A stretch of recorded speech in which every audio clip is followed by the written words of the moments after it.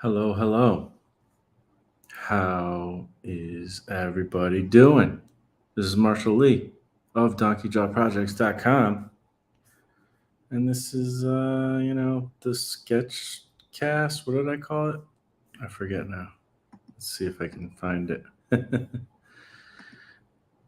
You know what I didn't do was share it. Sketch chat? It's the sketch chat. How's everybody doing? I think I'm going to zoom out. I have it like zoomed in all the way. But shoop, let's do that for now. For now. All right. How is everybody doing? I am doing good. I had a day, work day, sort of long day, tiring day. Didn't get a lot of sleep last night day. All those kind of fun days and things. So yeah. One thing that I'm realizing that I totally forgot to do, like a stupid person, like an idiot, is share. Like share the video out into the world. So let's do that while we're kind of waiting for people to pop in. So how are you guys doing today? Let's see. Crimson Owl Comics. What is up? How you doing? All right, let's see. How can I do this? Oh yeah, remember I can text myself? We're gonna hear a ding, I think. If we do such things. Can I text myself? You better text yourself before you wreck yourself. I wonder if I can text myself. Ooh, I might be able to. Oh, yeah. Let's do it. Bam. Have you ever texted yourself before? Because I officially have. Ding. Where is my phone anyway? Oh, it's in my pocket. So, what is up, Ronnie? Doing good. What's up, Drew DeRose? It's DeRose, I would say. DeRose art, but I want to say like DeRosa because, there's the art, A for art there. What is up, sir? And Nathan, how you doing? Good evening. Good evening. So let me share this link out a little bit here and, try to act like a professional maybe. Who knows? Well, I guess it's not professional to share a link in the beginning of your video, but we're going to talk about some cool things. We are going to talk about grounding your story in reality when you're writing your comic story. I have come to learn something as of yesterday that I should have known a long time ago. But, you learn the lessons you learn when you learn them, I guess. So it is what it is, and you do the best you can, right? So we'll be talking about that soon. Got some, I guess, as Dee Dee says, I got some happy mail. So, how's it going, bro? Yeah, man. Hope things are good. I wonder isn't Peter, right? Because Peter has that has art studio thing. Despian's Comics. Hello, Marsh. Hope you're doing well. I'm doing really good. Slash, might be a little too tired to be doing this, but I don't feel super tired. But I feel like I could crash any minute. Didn't get a lot of sleep last night. Lama Khan Gaming. That's fun to say. Lama Khan. Hello, how you doing? Dan, what's going on? I may not be here for long. Well, that's okay. I really appreciate you popping in.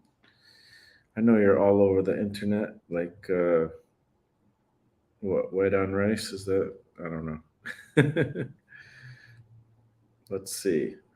What are we gonna say for the post? Talking about grounding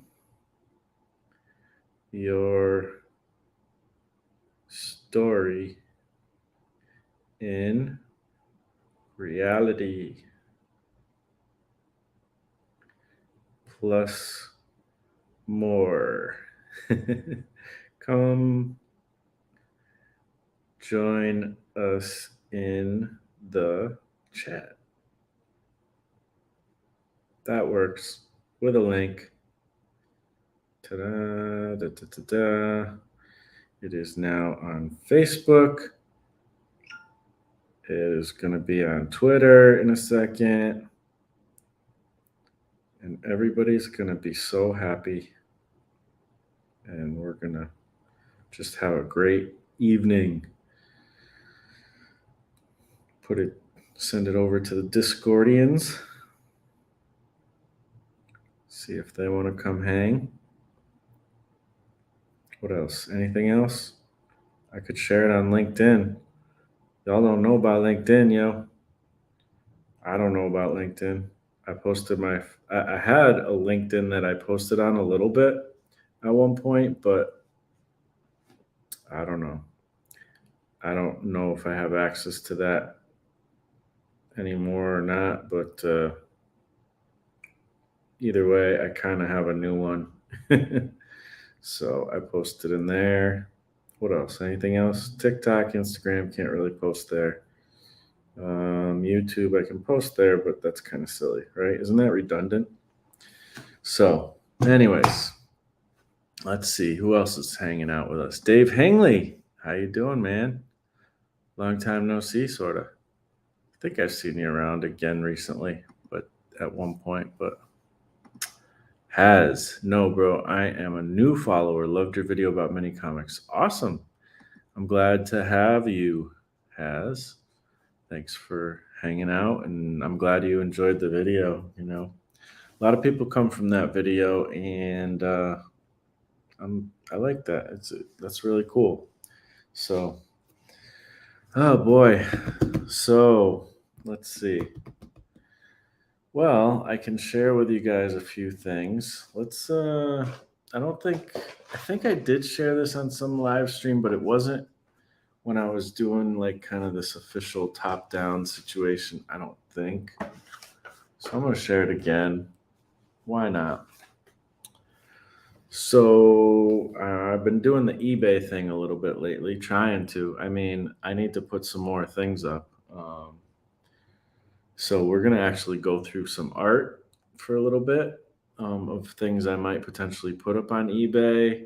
Like I said, we're going to get into the main topic in a little bit, but and I'm thinking of possibly doing a giveaway tonight. And if I do, it'll be towards the end of the show. So you're gonna want to stay tuned for that. I'll just say that I am going to do a giveaway. Why not, right? So it's gonna be, you'll see. It's well, I'll show you in a minute what it's gonna be. I'm looking around because I wanted to add something else to the giveaway. Whoops, sorry about that shakiness. But this one will be it can be to anyone, not just, in America. You can, win it in the UK as well. So that'll be cool. Gladman Comics, how you doing? Glad to see you here. Dave, haven't gone anywhere. Still plugging away on the comics and putting out weekly vids. Oh, awesome. That is so cool. You are a consistent mofo. Man, when we did that comic challenge of make as many comics as you possibly can in a year, like you were kicking butt. And are you still making comics at that rate? You're like, I mean, you must be like building up the pages, or do you I can't remember if you do digital more than physical, probably you do, um, or traditional, I should say. So, anyways, trying to do like the new eBay stuff, do some eBay stuff these days, and I've sold a couple things, which is cool. And one thing was on eBay, and I didn't technically sell it, but I kind of did, sort of. One person in this chat knows what I'm talking about. And so, anyways, but before that, I got excited about eBay because Jeff Lafferty talks about it all the time. And he has in the past, he is lately now from time to time. And I'm kind of trying to follow some of the things he talks about and how he says to do it because I think it's pretty smart. I looked up, a bunch of things on how to do, sell your art on eBay, and it's not like the most important thing selling art on eBay. It's just kind of like a fun, like I'm experimenting, seeing what works and what doesn't. I'm not trying to be super precious about it. I don't think I'm going to be a eBay millionaire or anything. I don't know if that even exists. It probably does, but that's not my goal. My goal is just to kind of get the ball rolling with like selling art and stuff. So, anyways, so Gibran on Jeff Lafferty's show has been putting up some eBay things and stuff, and I bought one of the things, and this is what I bought. This art card. I put it in this.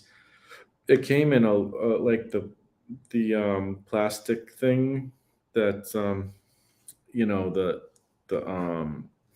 the more flexible ones, but I put it in one of these because I just happen to have some of these. I don't really know why.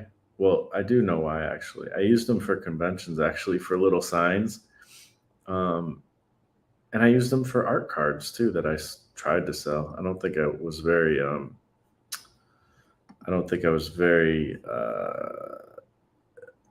successful at it. Let's see. Let's zoom in a little. Oh, wait, I'm trying to get that focus. Oh, yeah, look at that focus, baby. And does it change when it goes up and down? No, actually, that's pretty good focus throughout when I put it there. Nice. Anyways, it's really cool. Like, it's so funny how, like, when you see original art online or even in a video like this, and then you see it in real life and it just makes it look so much cooler kind of in real life, and he signed it there and stuff, so that's cool. I love this little card. It's just a little goblin guy, and I don't know, he's neat. And Gibran likes to sometimes send out extras and stuff, so he sent this, just like kind of double little issues he finds in dollar bins he'll throw in with it. So this is actually really cool though. Cerebus in Hell, which I didn't realize really what this is, but I'm pretty sure what this is basically it's Cerebus, but it's all like sideways like this, but it's like Cerebus with like I think these are like Dore, Dante's Inferno, um, prints like the etchings, which I freaking love Dore's work. He does a lot of biblical, etchings and stuff. But anyways, like, and it's in the old public domain and stuff. It's old enough to be in public domain, I think. And, but there's Cerebus. I haven't read it yet, but like there's Cerebus kind of in the middle of these scenes, like talking to the characters, and I'm assuming because it says in hell that it's Dante's Inferno. You know, um, Dore's done a bunch of all kinds of etchings, but biblical, a lot of biblical ones. But then he did the Dante's Inferno thing too, which is cool. I'll be honest, I don't know a ton about Dante's. Oh yeah, he's talking about Dante here. I don't know a ton about Dante's Inferno. So don't test me because I don't know. But I kind of know like what it's basically like, the idea of it and everything. And one of these days I gotta like at least listen to like the audiobook of it or something, or I know it's like a epic poem. It's in that kind of realm, old writings and stuff. And yeah, so pretty cool stuff.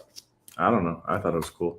Here, I think, is all the covers to the different ones.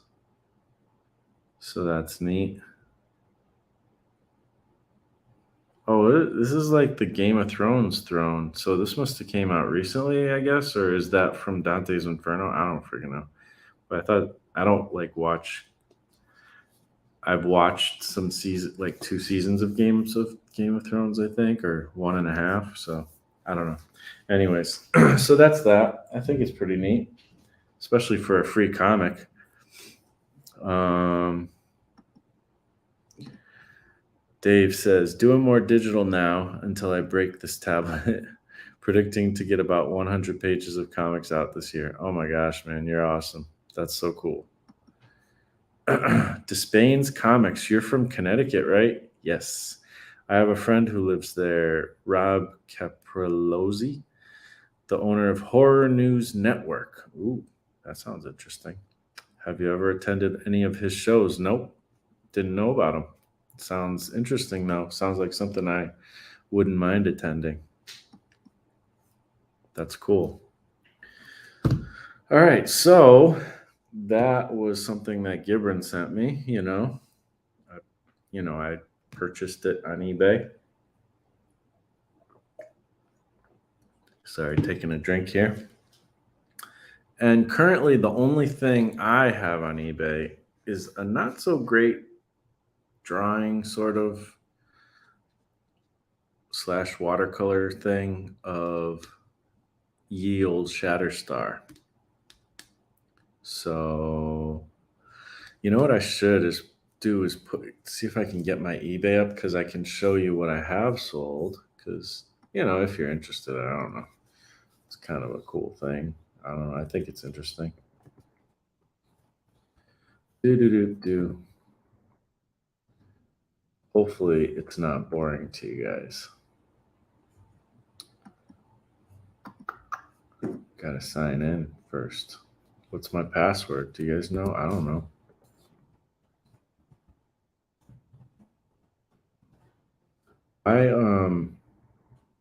Why does there have to be so many freaking passwords for everything? You know what I mean?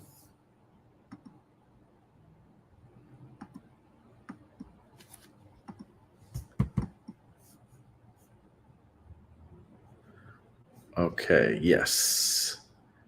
So I was able to bring it up. So let me go to my thingy. Like I said, I only have that one thing up, but maybe I can see my sold items, and then you guys can see, because I want to show you what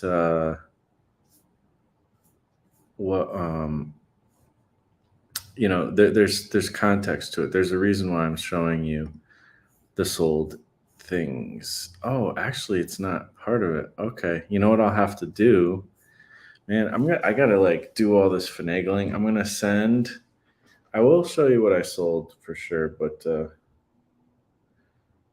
actually, so a lot of you probably saw the Incredible Hulk, like Hulk Hogan cover that I put on my um, on my social media. I know a lot of people commented, so I know a lot of people saw it. That was one of the things that sold. But let me see if I can find this picture and send it to myself. Like, this is the way we do here. Because I know I got some pictures, that's for sure. Let's see. Select. Yeah. Oh, come on. Select. Do. We'll do that. Send it to my MacBook. And it'll only take like seconds. All right. Oh, those are just photos selected. Yeah, so airdrop. Do it. I think it did it. I know this is exciting YouTube here. All right, cool. So I will show you this. Well, First, I'll just show you the shatter star a little bit better, I guess. Let's see. I guess I should be prepared, right? I mean, this was just me. I'm not saying this is my best drawing ever, but it was fun. Whoops.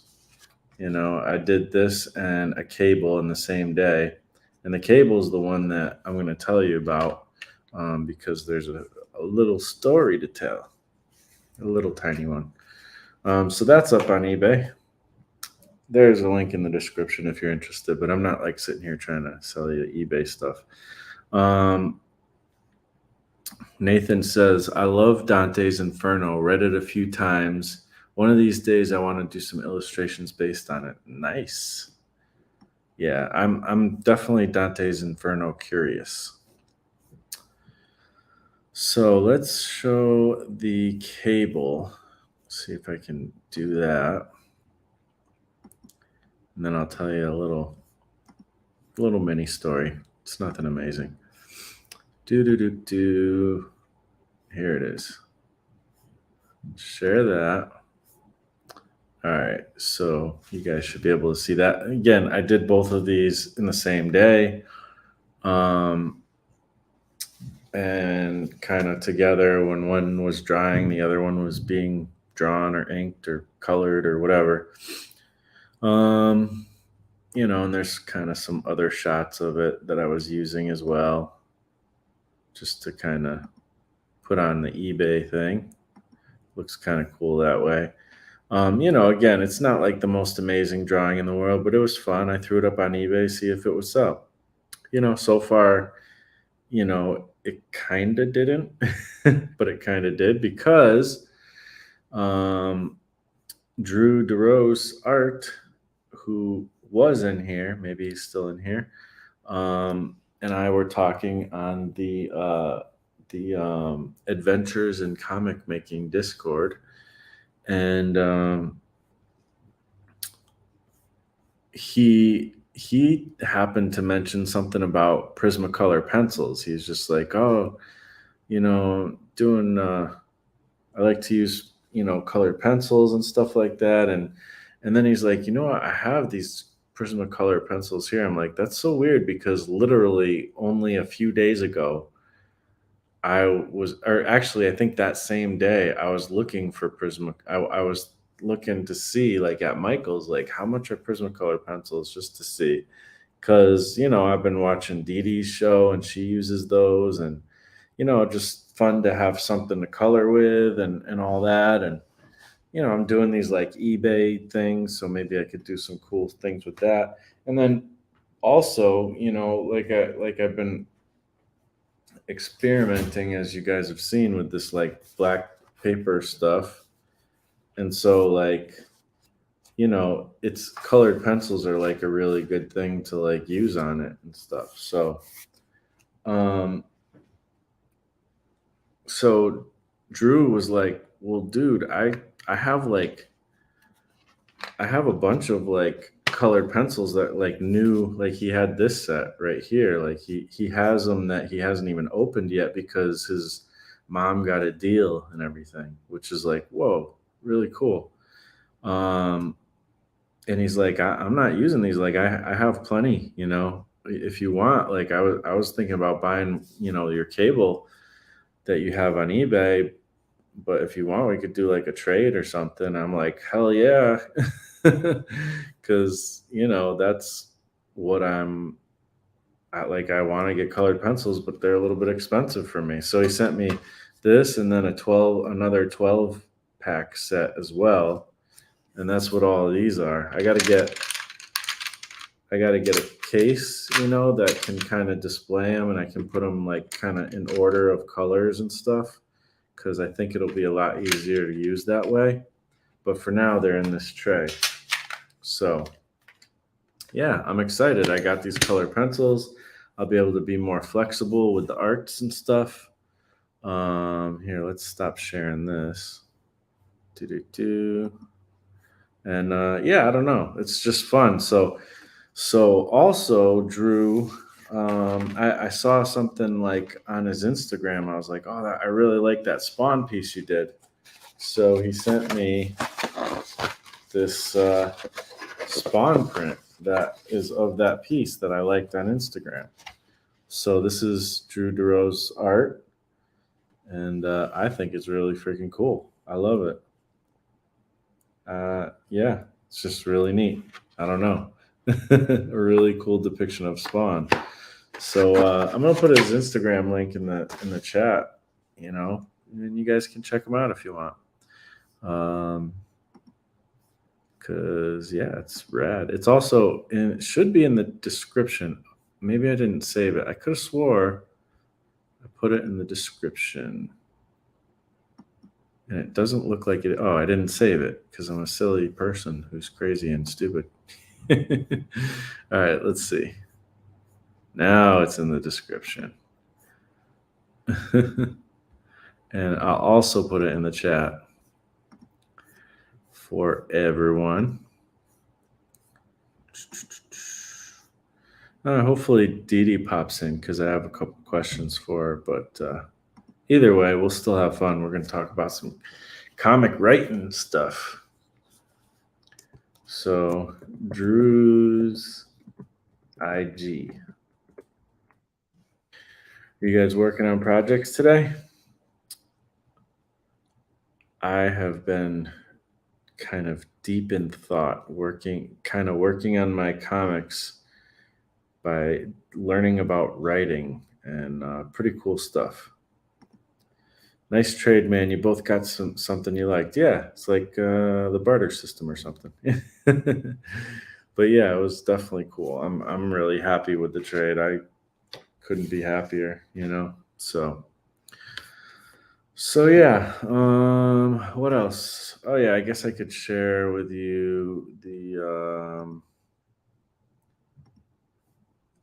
other listings if you hadn't seen them. Let's see.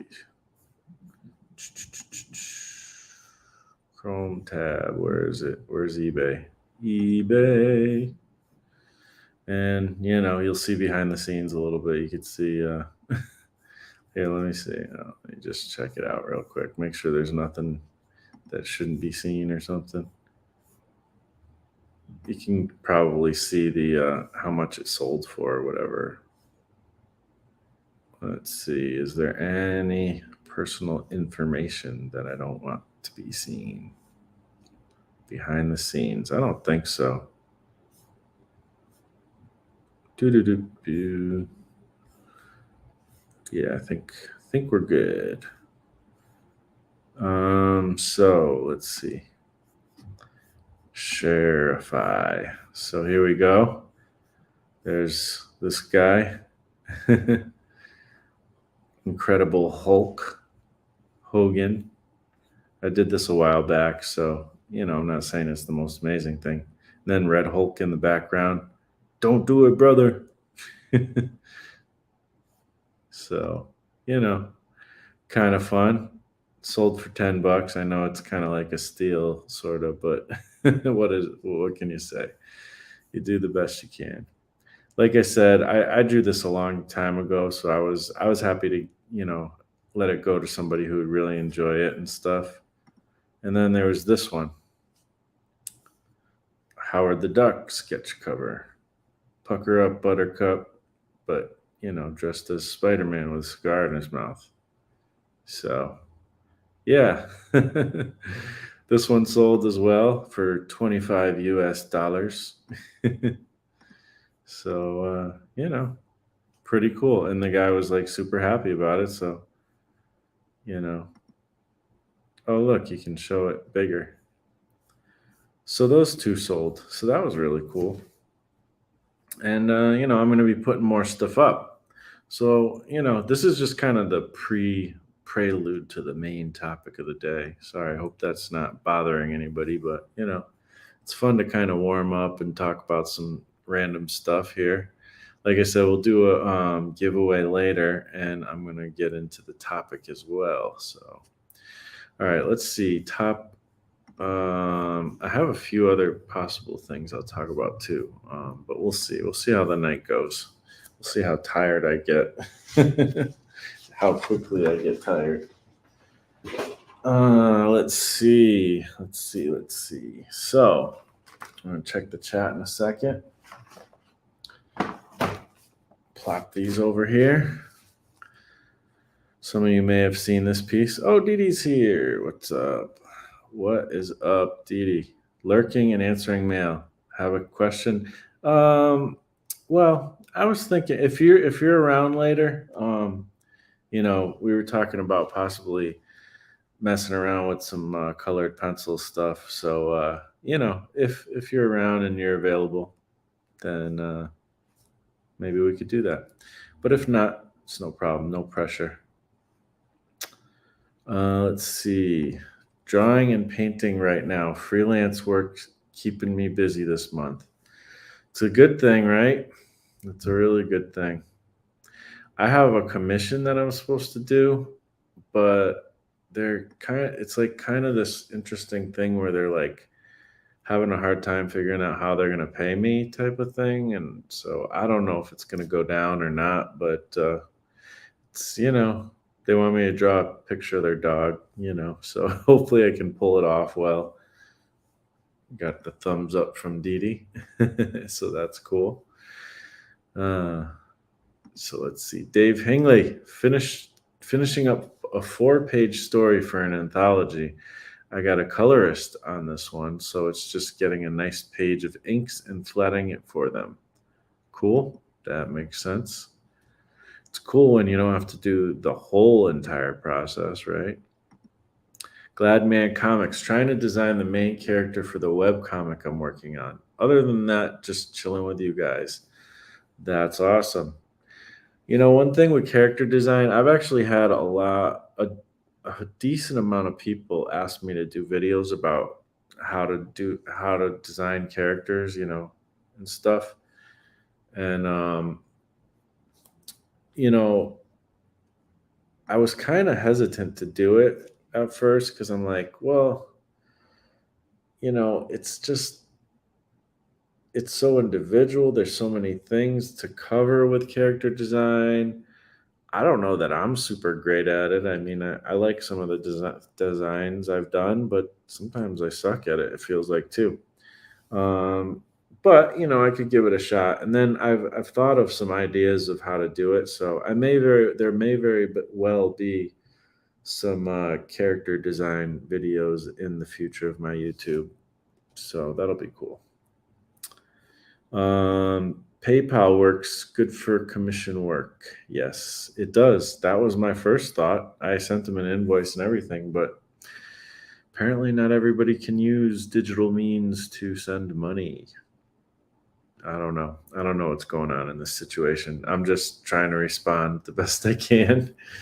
But it's no big deal. Like it's not like I was putting it out there to anybody like, hey, I'll do commissions or something. Like this person, I don't even know where they came from. Like if they just found me on Instagram or maybe they watched the show. I don't know, so. I mean, I'm happy to do something. I think it'll be fun they showed me a picture of their dog. Their dog is like super cute. And I was like, oh man, a pet portrait. Like that's the thing. It's like you sit here and you draw like comics and cartoony stuff and like people fighting people and all that kind of stuff. And then you get somebody asking for a commission and what do they want? They want you to draw like their wedding picture, or they want you to draw their pet, or and it's like, okay, why would you ask somebody who draws what I draw to do that? I don't know, but okay. So anyways, so I did this a while back, and I don't know, I think it's pretty cool, and it mixes up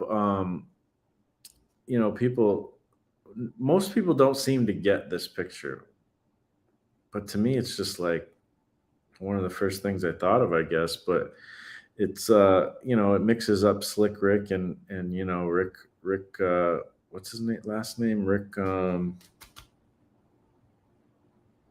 forget now, but the Walking Dead Rick guy from the TV show. And I think it's kind of cool.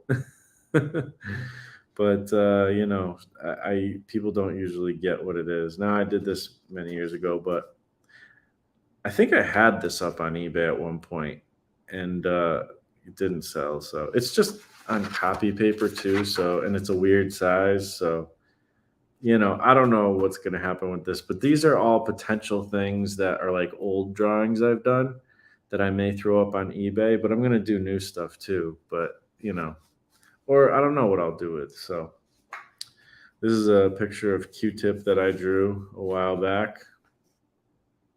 Um, there's like a colored version, and there's actually a video on my YouTube showing me coloring this as well. And I don't know, I think it's kind of a cool drawing. Um, so yeah, maybe I'll throw that up on eBay. This is just like there was like this funny TikTok girl who plays guitar and just like comes up with these silly songs like a while ago. I don't even remember what her name is. I got to find out what it was, but I don't know. You never know what'll sell, right? And I think this came out good. So little watercolor and ink action. And then my own character, Tusk, King Tusk in watercolor, you know. This was fun. And again, another one I did a while back. Um, so yeah, I think it's cool. I did a few of these, and there's kind of a stain on here. So some of these might end up being like giveaways or something because I feel bad, that there's like, I don't know what, it's probably just from like catching something from another piece of paper or something. I don't know. But anyways, this was like a funny version of, I don't know, I forget which Stranger Things guy. Is this Mike or the other one? I'm not good with like remembering the names of characters and stuff. But yeah, I did all the characters at one point. I can't remember if I sold them or if I can't find them, or maybe I still have them. And the walkie-talkie is huge. Like, but I think I kind of meant to do that, or I just suck at proportion. Could be that, a combination of both. Another Walking Dead, character. You know, that guy. I don't remember his name once again because I suck at remembering people's names. Back when I used to, well, I still have toned paper actually, but I used to have toned sketchbooks. Don't know what happened to them. One of the many things that I lost track of. So, but this piece survived. Probably still have more pieces that I could sell too. Orange is the New Black, Crazy Eyes. Just a little sketch card on tone paper. Kind of cool, right? I think I'll put some of this stuff up on there. Now, I mean, Obi-Wan Kenobi, this isn't like the best drawing ever, but I like it. I think it's kind of cool. It's got a little acrylic. It's mostly watercolor, ink, on watercolor paper, I think. This came out pretty cool. Again, it's not like it's kind of simple, but I think it's kind of neat. So I'll probably throw that up on eBay. And I think it's not, it's the other version of, what's his name? I'm not good with names today for some reason, but is it Ewan McGregor who does the new Obi-Wan show, which I haven't seen. I have to sign up for Disney Plus so I can see it. And then this is Ali Shaheed Muhammad from Tribe Called Quest. There was Q-Tip and there's him. And I also did a Fife Dog piece too at some point. I don't know what happened to that, but I should make another one and just make it a set for the whole crew. I'd have to do Jerobi too. If you know hip hop, you know what I'm talking about. But another King Tusk, like very graphic black and white piece, that another original art. This one I have prints of. Maybe I'll throw that in with the giveaway tonight. The print. I don't know. We'll see. This is what I was kind of thinking of doing for a giveaway. Again, it's original art. I really like it, but the problem is it's kind of creased through the middle, and it's like it's just not on the greatest paper, but I really like it. I think it's cool. Like I'm thinking about like maybe I should could make like a t-shirt of this or something and maybe some kind of words. I don't know. Also that samurai that I drew the other night, the samurai koala, I was thinking about putting words on that and making it like some kind of merch or t-shirt. It'd be fun, you know. I was thinking like um maybe I could put like for that one, put like quantity leads to quality, and use the word koala in it. I don't know. That was an idea, or maybe you guys have a better idea for words. And if you have any ideas for words for this one, I don't know, maybe this is a stupid idea, but I thought the reason I did this and I made the drips go down because I was like, I don't know, it's kind of cool idea of like a colorful, like um floating tank or something. I don't know. I was just playing with ink and color and watercolor, and this is what I came up with one day. But I was thinking about giving this away and plus a print or two. And it can go to international people so as well. So this was actually an album cover I did, or I can't. I think it might have been printed on the actual like CD. I thought it was going to be an album cover, but I think the album was literally called like Ladder to the Sun or something, or I don't know. But this is what I came up with. They just said, like, just make something cool, and I was like, okay, this is my idea. Ladder to the Sun, and I did like kind of this stained glass effect, and it's like abstracty, kind of tells a story, maybe. I don't know. And I don't know. I've always liked this, so I don't know what I'll do. I mean, I don't know how to sell something like this on eBay because it's like, what do you put in for words? Like painting of sun and guy sitting on Earth with ladder. I don't know. Here's another weird one. This one reminds me again. It's like just playing with watercolor and then kind of make. I think what I did was just put a bunch of like colors and randomly, and then I just inked a character into it. And it reminds me of like when I see this, it makes me think of like Pink Floyd, The Wall, or something. I don't know why. It's like some like old demon lady or something. I don't know. And I don't know. These like little butterflies remind me of something like Sam Keith would do. Just like fun, weird, experimental weirdness with ink. And I probably used that Didi. I probably used that Pentel pocket brush because I remember. I think at that time I was messing around with that a lot. But yeah, I don't know. I think this is cool. So yeah, those are my like little eBay things. This is the only one that's actually up on eBay, but I was thinking about putting some of this stuff up there. So we'll get into the topic here pretty soon. I have this old sketchbook too. It's not that old. It's like 4 years old. It's when I was trying to develop a bunch of comics and stuff. And I was thinking if I do get into doing some coloring techniques, maybe I can color like a character, but we could go through the sketchbook and just check it out.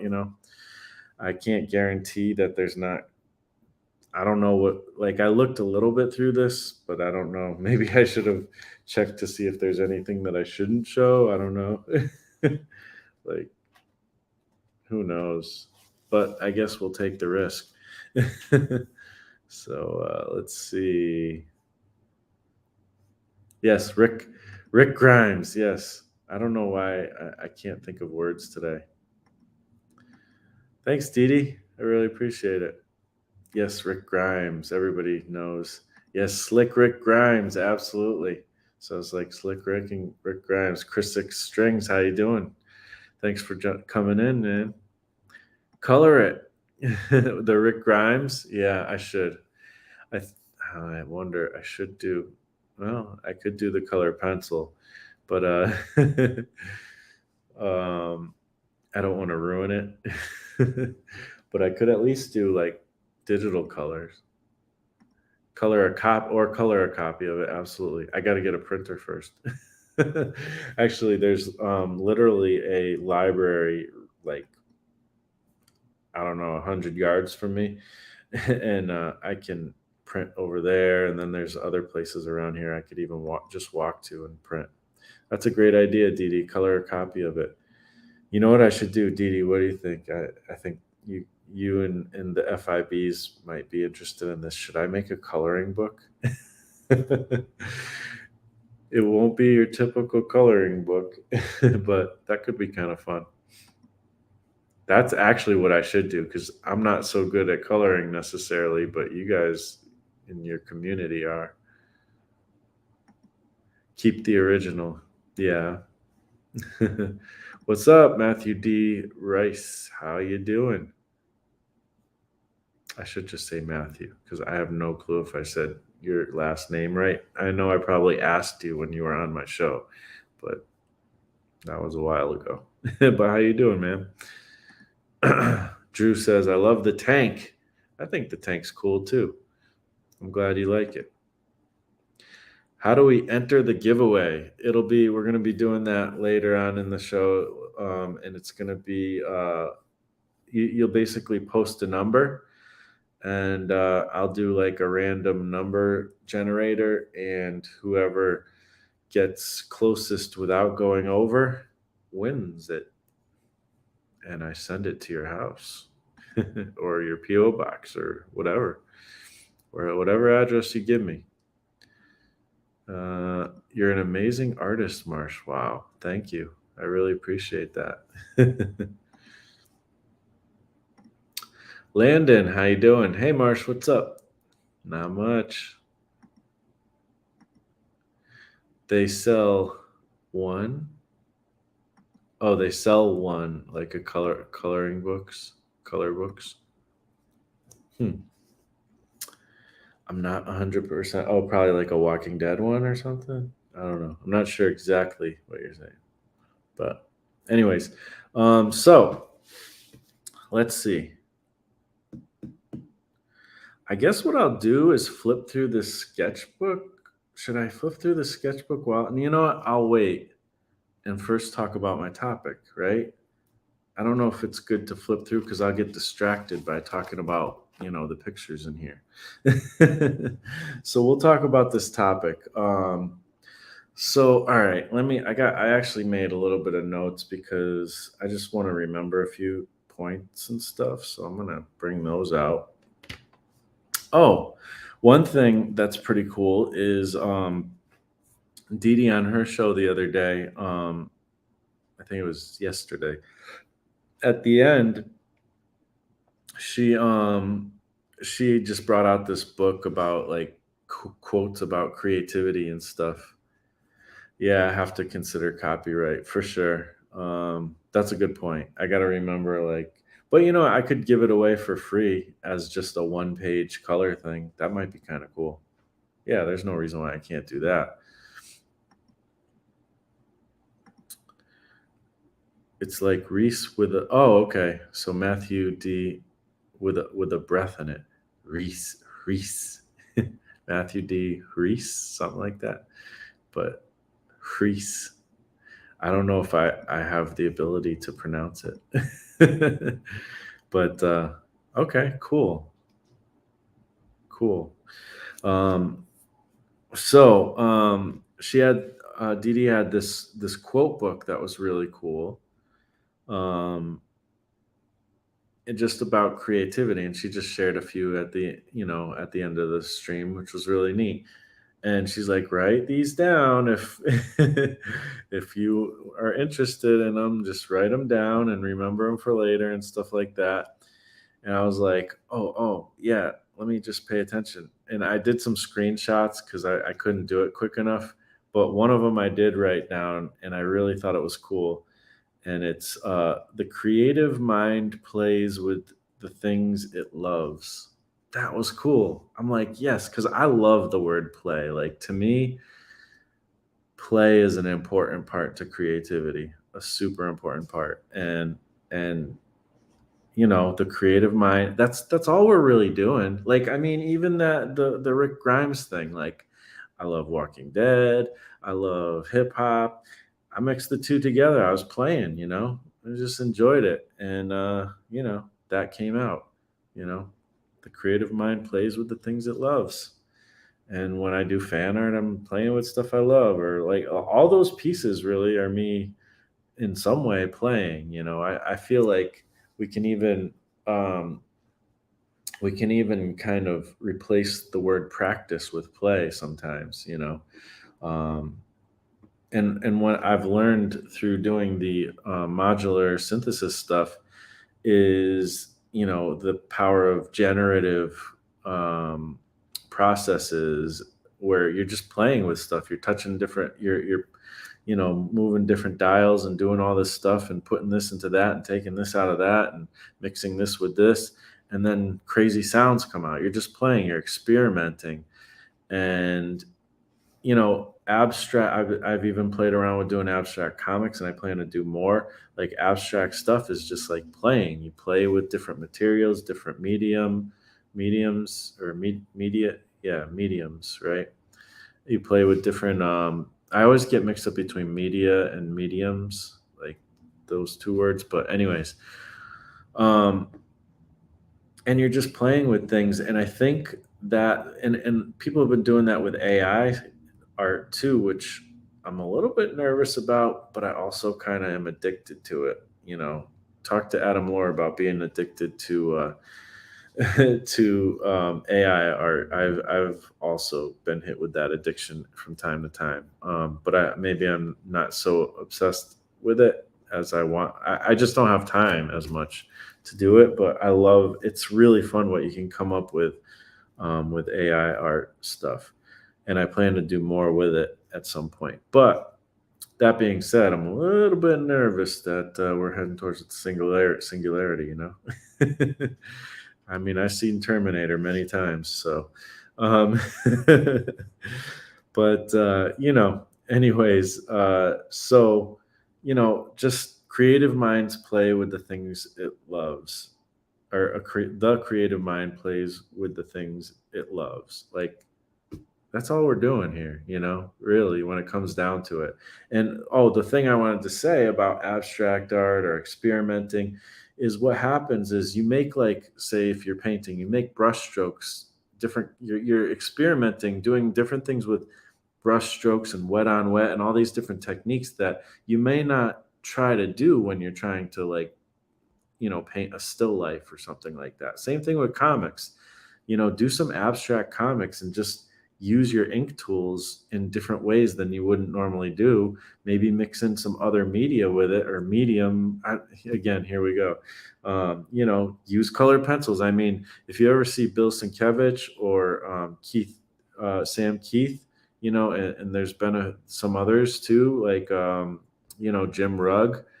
They play a lot with different ways of making comics, and there's a lot of other people too. And it's like, we're in an age where we don't have to do just typical pencil, ink, digital color anymore. Like, we can do so much more. So let's push it. So, and a good way to kind of discover new ways of doing it is through that experimentation, through abstract things, through generative processes, through play, just playing without caring what the outcome is.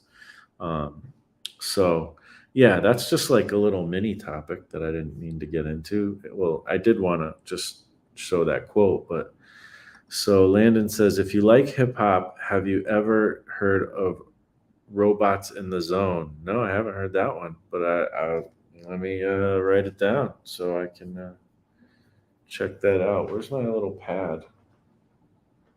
Oh man, my studio has become a mess since I started doing these videos, because, like, I all the books that I've shown you guys is, like, to the right of me on the floor.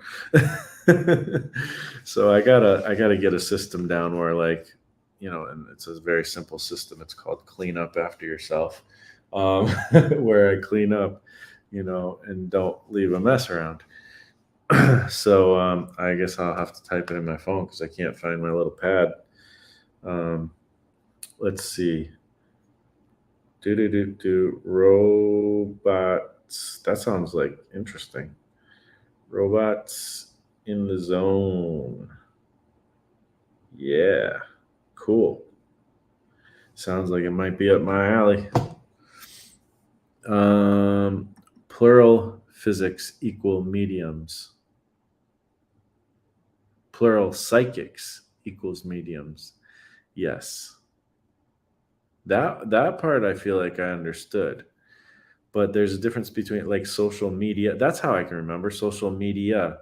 But mediums like acrylic paint versus oil paint versus colored pencil versus digital, they're like all different mediums, right? I think it's mediums because social media is that, I think. I don't know. Pretty sure that's how it works. And then of course there's,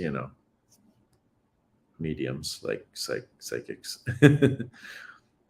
AI art is cool, but I often have mixed feelings about it. I'm sure I'm not the only one. I know, I'm like a little bit nervous. Robots in the Zone made 3 albums. Pretty cool stuff, especially their first album. Cool. Sounds good. I love all kinds of music. All kinds of music. In indie, weird stuff. I mean, I listen to like noise albums sometimes, like I that are just like experimental noise. Like like it's crazy some of the stuff I listen to. You guys would think I'm crazy. But sometimes I'm just listening to, the Beatles. So I don't know. I'm into all kinds of stuff. 90s hip hop is my jam though. That's like my favorite. But so let's get into this topic. So this is the thing. I got this new idea, this story I'm trying to write and everything. And maybe I should just get my sketchbook out and try to. I'll play with colored pencils while I'm talking, and just play, just play. Um, I learned about blending today. I did look up some videos. Oh, Dee Dee, this I'm always talking to Dee Dee here. Sorry. I had to. I was looking up like videos about like colored pencils and stuff, and this person I subscribed to them on Instagram, and I noticed it said like Dee is subscribed to this person too. So I'm like, oh well, that's cool, that's awesome. So I was like, oh wow. So this lady who does like abstract paintings, you probably know her. I don't know, maybe she's part of your community too. I don't know, but it's I think it's peony and parakeet or something like that. But maybe it's supposed to be pony and parakeet. She's like Finnish. Um, and oh my gosh, like her art is amazing. Holy cow. Like she does like this abstract, like almost, still life or like flowery type of stuff or like gardens and stuff. But what it looks like to me is like wild style graffiti. Like it's like abstract and there's so much energy and flow and colors. And I mean, I look at a lot of abstract art, and this kind of blew me away today when I saw that. I was like, I wonder if Dee like really knows this person or knows of this person, or if it's just like, it just happened to be that she subscribed to the same person on Instagram. But anyways, but it reminded me of your community too, because I don't know, she just into doing these paintings. And it's funny because she has these YouTube videos, and she's got kind of like a kind of high pitched voice or something. And but she has actually some like really deep insights and stuff about like painting and like almost like talking about it on a spiritual level. And I don't know, I was like really inspired by this lady. Here, let me see if I can find a link real quick, just because why not check it out, right? So let's see. Peony. and what was it? Peony and parakeet. Kind of an odd name, I guess, but who knows? I'm sure it has some meaning to her or to other people, maybe. So I don't know. I think her stuff is worth checking out. And she doesn't have a lot of subscribers. She's got, well, I mean, she's got a decent amount. Some people don't have this many, but there's like close to 4,000 subscribers apparently. And her Instagram wasn't super big either. Like, not that it matters, but like, yeah, she's from Finland. Um, and, you know, I was just like, let's see, Peony and parakeet. If anybody's, I mean, a lot of my people here probably aren't necessarily into abstract art, but if you're interested, I mean, I think it, like, check out find her Instagram and just check out some of the paintings. I don't know if you, it's just really energetic and cool. And she also does stuff with colored pencils too. Sometimes it's more typical like paintings and stuff, but yeah. Anyways, not in your group. Let's see. Okay, peony is a kind of flower. Okay, well there you go. I don't know anything about flowers. I still have my dude card. According to no, not that you have to. You can't know about flowers. I actually do like. I mean, I really like. Who doesn't like flowers? They're beautiful, right? Like, my mom has like this amazing garden and stuff, and I'm always like, "Whoa, that's cool. What's that?" Blah blah blah. We're sitting there looking at the birds and stuff. I'm into that stuff too. But I retain my dude card. uh, okay, so back to the action. I don't know if I'll be able to talk and draw at the same time or what, but we'll see. I got these colors out because I actually was gonna let me do it on black paper because I was gonna experiment with these ones on black paper. So I'll just find a little sheet here to play around with. Get these. It's like I got the silver metallic, gold metallic, and then brown, and then white.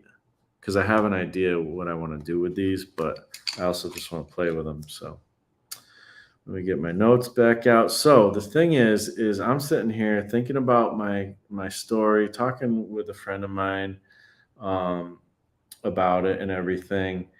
And my friend, who's a really good writer and everything, I actually asked him if he doesn't mind me talking about it, but I didn't, hear back from him. So I don't want to like say people's names if they don't want me to say them and stuff.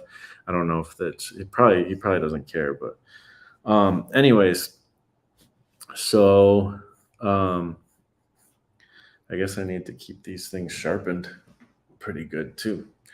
Um, so let's see. So basically, he's like, I told him my idea and stuff, and he gave me the advice that, you know, I've heard a million times, from him. Like, I've heard this for longer than, you know, I've ever tried to make stories and stuff. This is like one of those quintessential pieces of advice that everybody gives. It's almost as normal advice as if you want to be good at drawing, practice every day or something, that kind of thing. You know, and I'm just like, so I'm kind of leading to it, but you know, so there's a lot missing when I try to write a story. Like, I have such a hard time. It feels like every decision is like kind of arbitrary and stuff like that. And you know, it's just like I have a hard time. So the thing is like we've all heard this advice. Um, write what you know. It's very simple.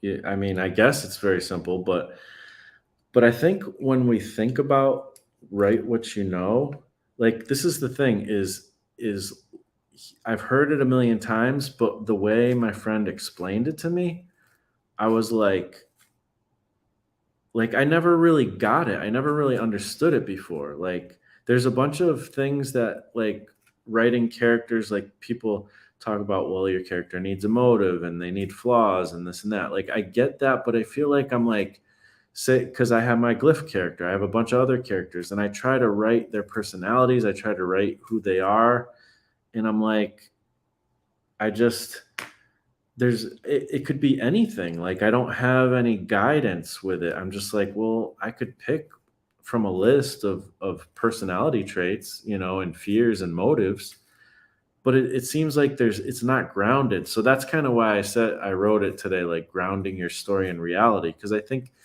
that's a big part of what this does. Because, like, I always have these ideas, from comics. I'm like reading comics, so like the first thing I go to is like some dude or lady with like powers, right? Like, and so what's their power? That's like as deep as it goes.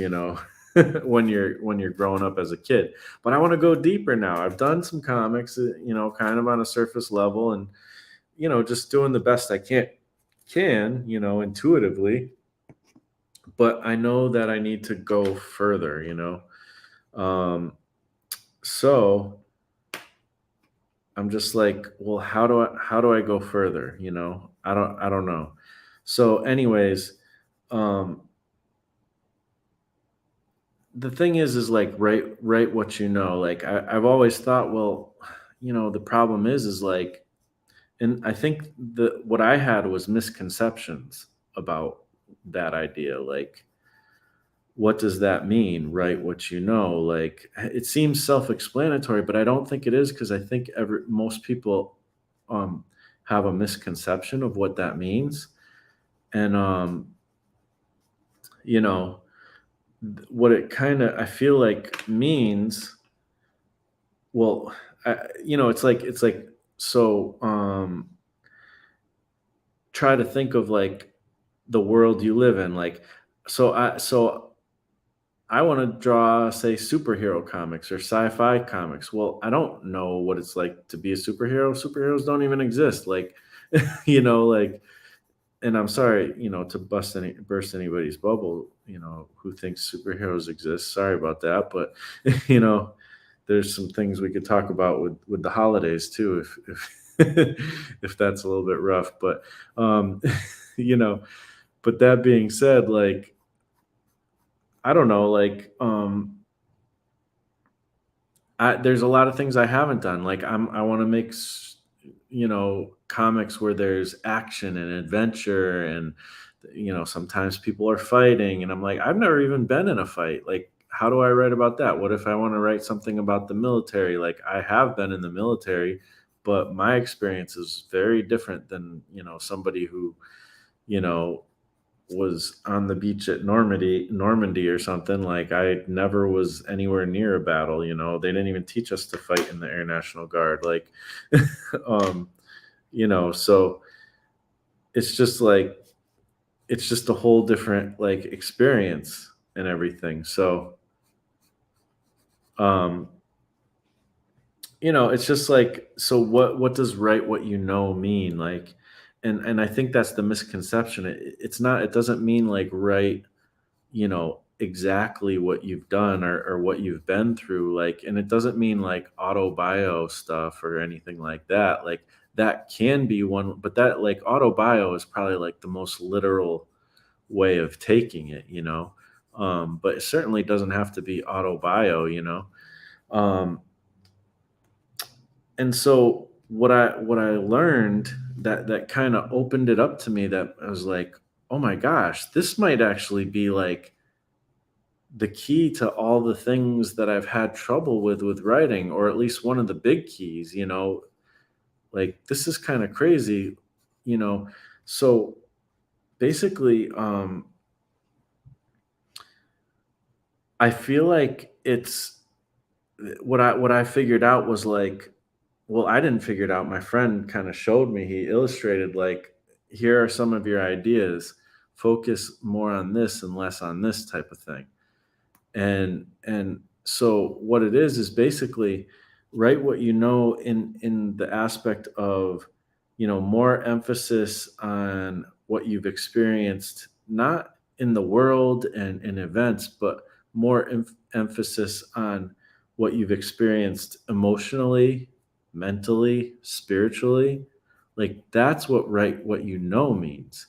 That's how you can write like a fantastic world, you know, even though you've never done some of those things, you know what I mean? Like, so, that opens things up. And I feel kind of dumb for like even like having this revelation because it's like, it seems sort of obvious, but it's not as obvious, I guess. Not, and I think I'm not the only one because I think a lot of people have this misconception that write what you know. I mean, let me know what you guys think it means, but like, I mean, I'm not like necessarily even trying to debate it. I'm more like I'm curious, like what if you guys have made comics, do you think about like this concept when you're writing and everything?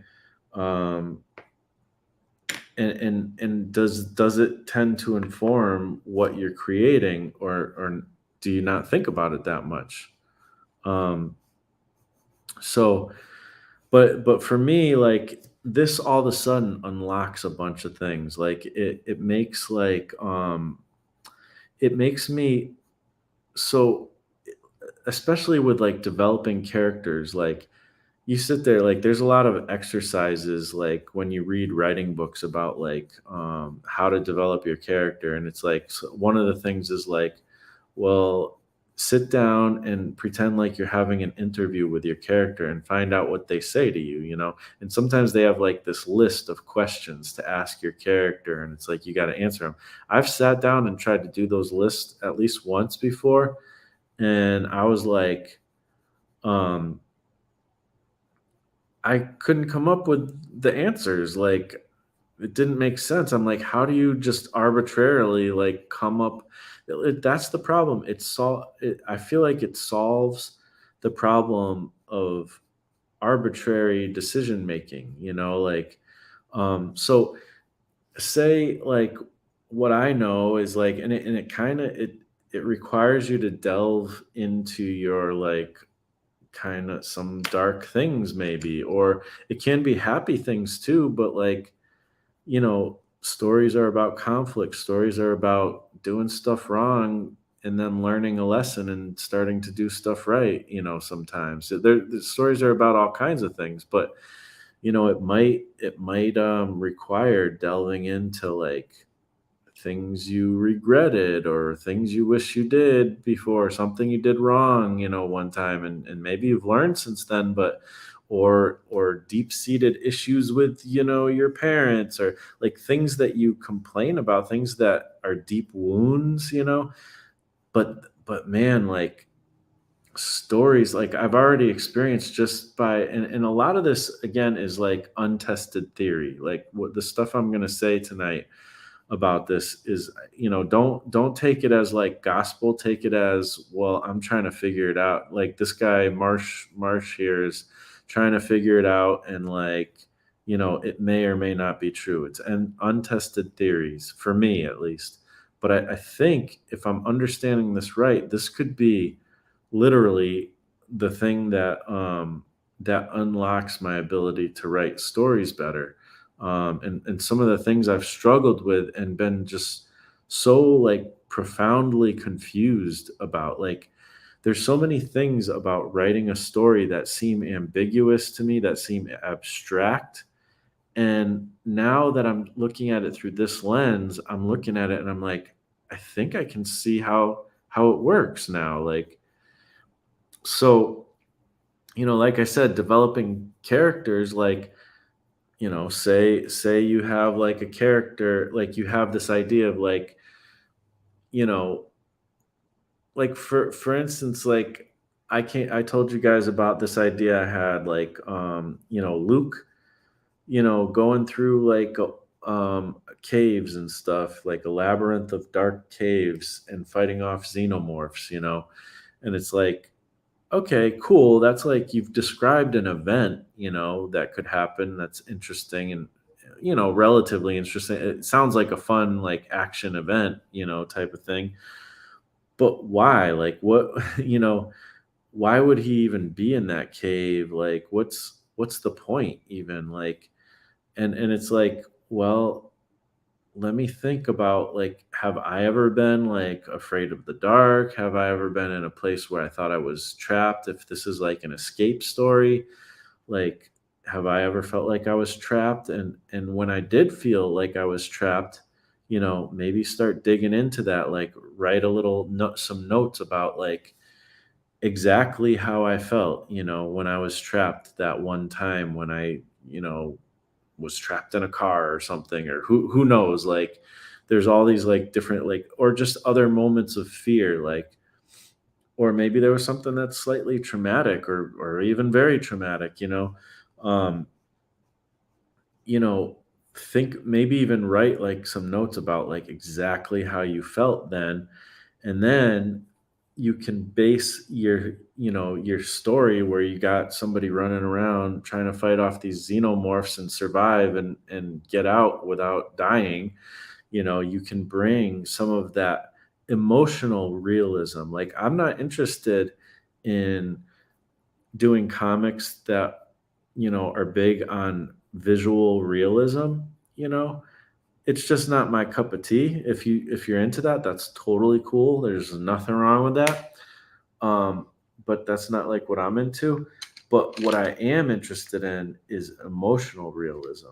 I want people to feel things when they read my comics. I want them to feel like they went on a journey, and they came out, you know, maybe thinking about something a little bit deeper, or learning something, or relating with something, or feeling like somebody understands them, or this is what story can affect people in really profound ways. And I love when story does that to me, and I would like my stories to do that as well. So I feel like this idea of writing what I feel like it solves so many problems with the things I've struggled with, for writing. For me, it's like a key. For other people, maybe they're like, "Yeah, duh, that's what you're supposed to do." Like, welcome to the writing world, you know. But for me, it's like a new revelation. Um, so there's like, I have what, like, one, two, three. I have six kind of points. I've already made two. Some I probably made most of them, because I noticed that sometimes when I like have points and stuff, I just say them all, and then I look back at my list. I'm like, oh, I said them all.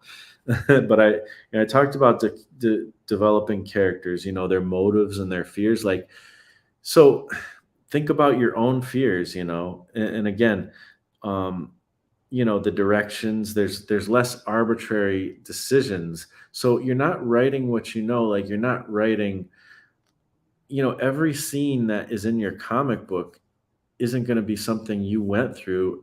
Otherwise you'd just be writing an autobio comic, which is fine. But that's like the most literal translation of write what you know. And that's not, I feel like it extends out to any kind of story. And we'll get into some examples as well.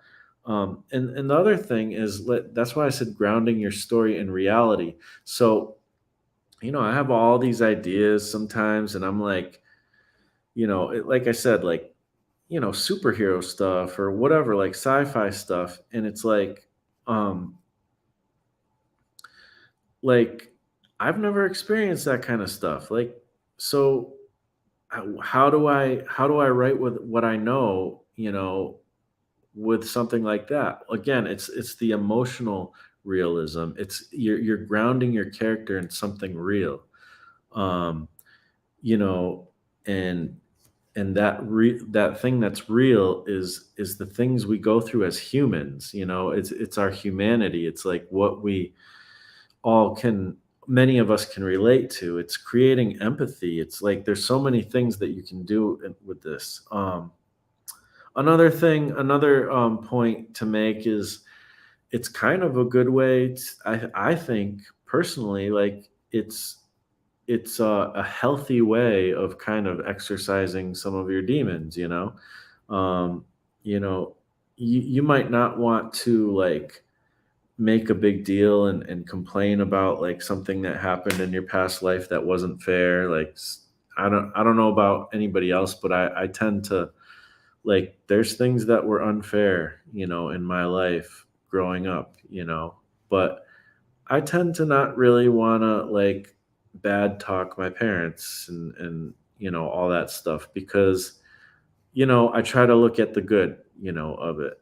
And I just I don't feel like it's super helpful unless you're like in a therapy such situation. Otherwise, I don't think it's really super helpful. And I've known people who spend a lot of their time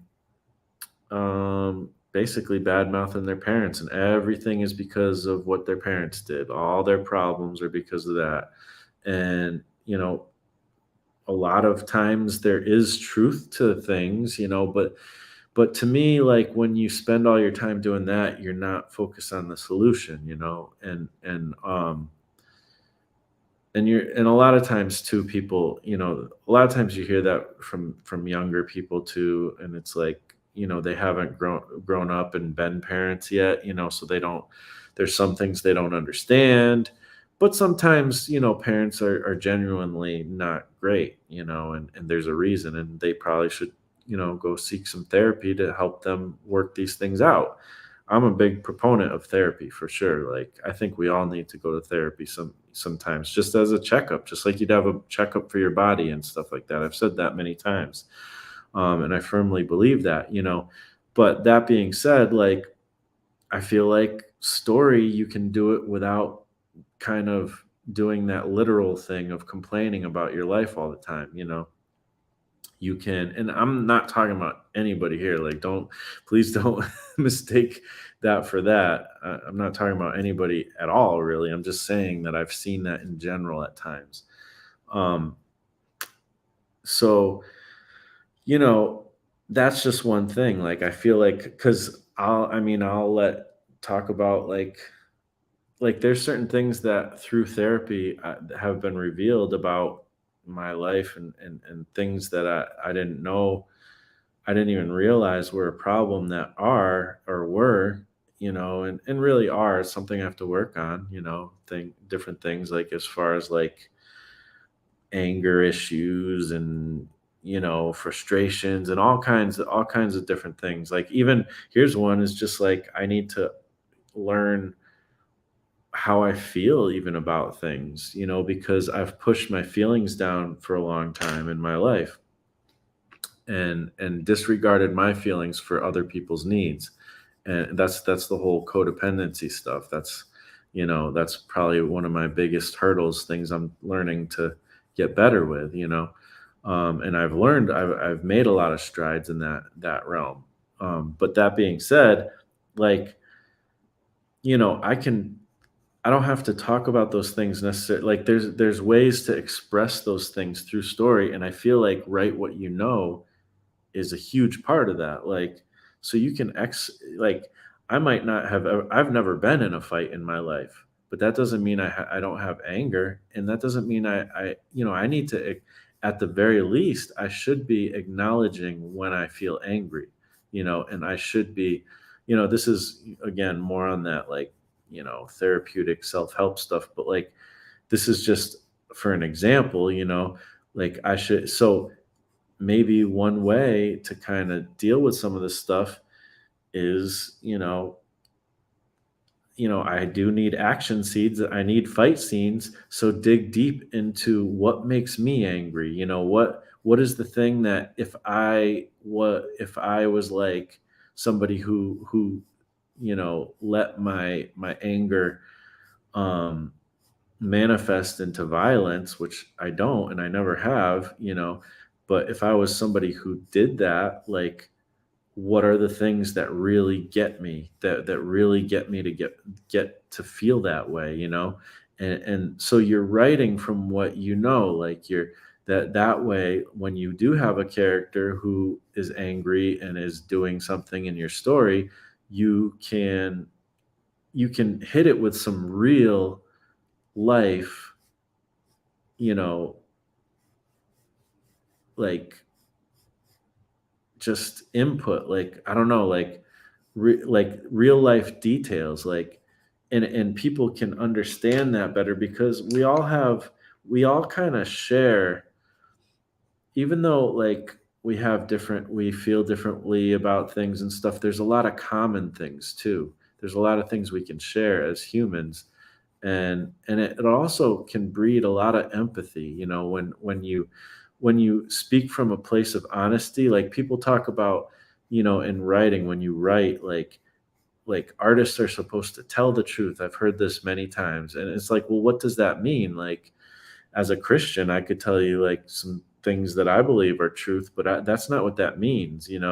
That means, it means like you're basically being honest with yourself, and you're kind of putting your heart on the page, but through metaphors, through analogies, through characters that are um they're not anything literal. Like, so you could make a story about, say you have like some father issues or something, abandonment, whatever. So it's like you can make a story about the negative things about that, but then you could also think about like a really great memory with your father or something, and make a whole story just based on that. So it's not like you're ragging on your family or whatever, or different things that you've dealt with. You're just using those things that hurt you, or those things that made you feel good, and then you dig into that and then write from that place. And we're going to get into some examples that will make it make a lot more sense. And one last kind of point, because I've kind of hit on all the points a little bit. I don't know if I've explained it well, but I've hit on a lot of the points. But um, it makes, and this is related to the title again. It makes a fantastic story more believable. Like, if our like we do a fantasy story or a sci-fi story that's like crazy and out of this world, if it's not connected to real emotions that we all kind of can relate to and stuff, if it's not anchored to something, then it just seems like an airy fairy floaty idea. Like, I'll definitely say, like, a lot of my ideas, that's what they are. Even the glyph story, even like the hitchhiker story, like they're kind of cool ideas and stuff, but there's no anchor to them. Like, I still don't know who those characters are. But now that I've kind of come to this like understanding about things, I feel like now I actually feel like I could go back to the glyph stuff, and I could go back to all these other little stories that I just feel like I'm coming up with arbitrary things. And, I know what loneliness feels like. Let me write a story about that. I know what, different things feel like. Like, let me write a story of exactly how I feel about it. And everybody's not going to relate to how I feel, but some people will, and those people will be touched by the story, or, you know, get something from it. So a couple examples, and I'll go back into the chat and see what you guys are thinking about all this stuff too, and it'll be interesting conversation. Um, so one example that I can think of is like the movie Signs. I'm sure a lot of you probably have seen it. It was very, very popular, movie. I think it's M. Night Shyamalan, right? Who did that one? And I like that movie. I've seen it a bunch of times. I'm not saying it's the greatest movie ever, but it's a pretty decent movie in my opinion.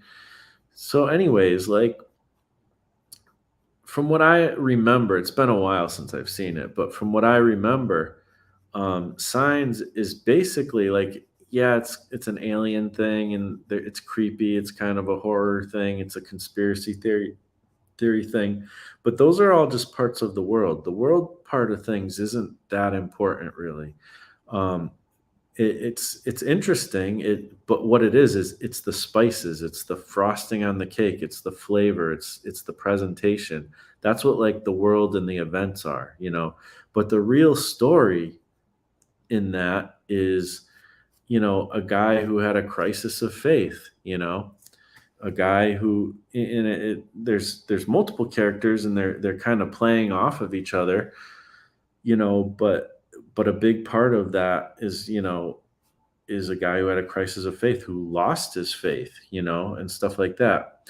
So, you know, I could look at that movie and be like, "Oh, that's an interesting idea." You know, I'm somebody who has faith, you know, and I've had issues with my faith, you know, at times. Like maybe I'll write a story like that, you know. And it was because it was interesting. I liked the movie, blah blah blah.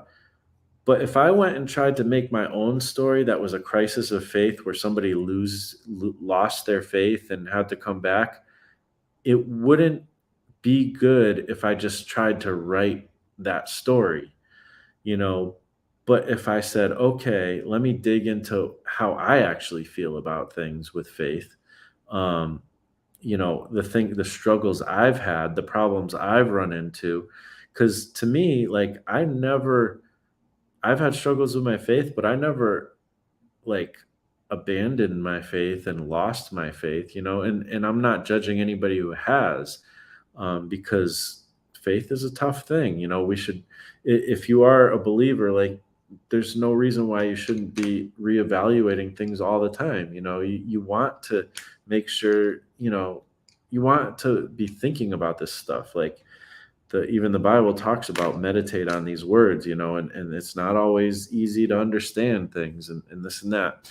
So, you know, but it's also like this faith stuff relates to life. So I think like Signs is talking a lot about it's putting in the discussion of like, well, why do bad things happen to good people? You know, that typical question.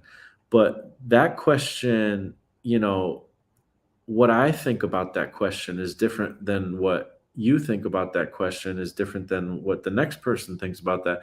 So you don't want to write the story of a crisis of faith from a superficial place. You want to write a crisis of faith story from exactly how you feel. And that is writing what you know. You know, that's where the crux of it is. You know, and if you're digging into what you actually feel about things, again, it's not right what you know in a literal sense. It's right what you know emotionally, what you know mentally, what you know spiritually. Write the things that you've experienced in those realms. And you can write any genre. You can write, you know, what your experience of love is in the horror genre. You can write what your experience of love is in the sci-fi genre. You like the genre is just the outer, you know, thing that people see, you know, the events in the world, like, you know, like Lord of the Rings. It's an awesome story. It's like if there's any story that's known for the world building, it's that story. But you know, the story is about, you know, these hobbits and like Fro, like you don't remember like m- the world isn't the super most important part. The relationship between Frodo and Sam and the progression of you know, Aragorn and the relationship with he had with the with you know, the elves and stuff and all that stuff, like there's emotional threads within that. That's really what the story is. You could have changed a lot of the details. You could make that same story in a sci-fi realm and it still hits the same, you know. It's more about the emotional threads. It's more about, you know, the thoughts and you know, philosophies kind of within it, sort of. I don't know if philosophy is necessarily the right word, but you know, it's there's a spirit to it, and that's what, you know, is the story. And you can see that in some of the greatest stories. You see like you know, the kind of the writer writing what they know. If you really look at it, even though like nobody got bit by a radioactive spider, you know, and started climbing on walls, but that story relates to us because somebody, Stan Lee, Steve Ditko, whoever, somebody wrote what they knew. They wrote like with great power comes great responsibility. Like this is something that somebody has experienced in one way or another. Maybe they didn't, not take care of the thief and therefore their uncle got killed, but maybe there is something they regret in life that had a consequence that was like, and they probably wrote from what they knew. Maybe, all this stuff, the awkward like adolescent, coming of age stuff for Spider-Man, like just having a superhero that can do all these amazing things, but he's, worried about Aunt May and whether they'll be able to pay the rent, type of stuff. Like that's writing what like obviously, like I don't know what it's like. Steve Ditko and Stan Lee didn't know what it would be like to swing amongst, buildings with webbing, but that's the imaginary, that's the outer part. It's still interesting, it's still cool, but like the reason why we really love Spider-Man is actually Peter Parker. Like it's the emotional things that he goes through. It's all that kind of stuff. So you can still write what even though the kind of outer events and story are fantastic, and something that really nobody has ever experienced. Um, and another thing too is you can take the same thing, like say, your story is about like, some kind of abuse or something that happened in your childhood. And you can take that same thing and write 100 different stories from that, and they won't be the same because it's like you can explore the same feelings, the same emotions, all that stuff. Like you can explore the same thing and slice it a million different ways. It's like, and I love the analogy of like potatoes. Like potatoes, they just come from the ground. They're very simple, like starch vegetable thing. I don't know. Are they really a vegetable? I don't know. But like they're but how many ways do we enjoy potatoes? Like it's insane how many ways potatoes have been made in a very tasteful way, So like and so many other foods and stuff are like that as well. So, you know, that's kind of my thing that I'm learning. And again, this is my untested theories. I'm not saying this as law. I'm not saying this as, prescriptive. I'm just saying this is kind of the epiphany I had through talking with my friend about story. And it's just opened up so much to me. And I realized that again, it seems so weird because it's like, well, yeah, duh, like write what like think it's a good thing you're catching up now after you've done all these stories. Um, but I don't know. I feel like it's a big deal, and I feel like it was too abstract for me. And there's so many things about writing that have been very abstract for me and ambiguous, and I just couldn't wrap my head around like when I get to see this advice about writing stories, and I'm like, well, yeah, but how? Like how do I get it? Just seemed like every decision tended to be arbitrary and I couldn't anchor myself in anything. And it was just the surface ideas that I had, these fantastic ideas I had. But when it came to actually write, like figure out what the heart of the story was, I was at a loss, and I feel like I now have I feel like write what is like the core of like where I need to start my stories from now on, and where my story, like ever all the elements of my stories revolve around this. I feel like maybe I'm making too big of a deal about it, but for me it's like a revelation. So anyways, That's my big topic. We're gonna go get into some more stuff here too. But that's my my big topic for the day. I'm curious what you guys think. I mean, like I said, I feel like a lot of people feel like write what you know is, well, I think a lot of people disregard it because they feel like, and I know this is kind of what I did. It went in one ear and went out the other. Like, they disregard it because it's like, well, I don't know what it's like to, walk to Mordor and throw a ring in there. Like, I don't know, what it's like to, be James Bond and jump out of planes and this and that. Like, but I still want to write stories like that. But that's not the point. You don't have to know what it's like to do any of that stuff. I mean, it helps if you've had some experience, like in flying, if and then you write like a story about people flying in jets, or you write like what is it that recently came out, the new version of the, why can't I think of it? Top Gun, if you were a pilot, like, yeah, like it's better if a pilot writes Top Gun.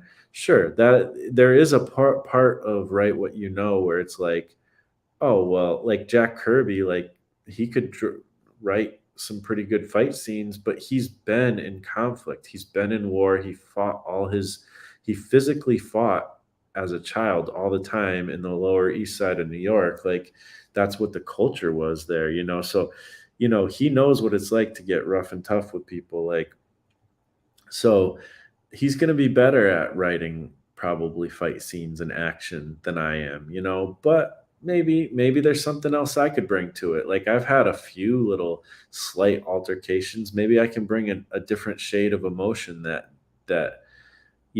somebody else can't bring, or something.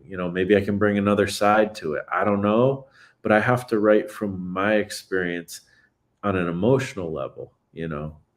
Um so let's see. Not getting much done. Are you talking about me? Yeah, probably. I mean, I just meant to, like, with this, as I'm talking, because it's hard to like concentrate and try to do art at the same time. So, or maybe you're talking about you, but either way, yeah, sometimes that happens. Um, and now, not every flower is a pansy.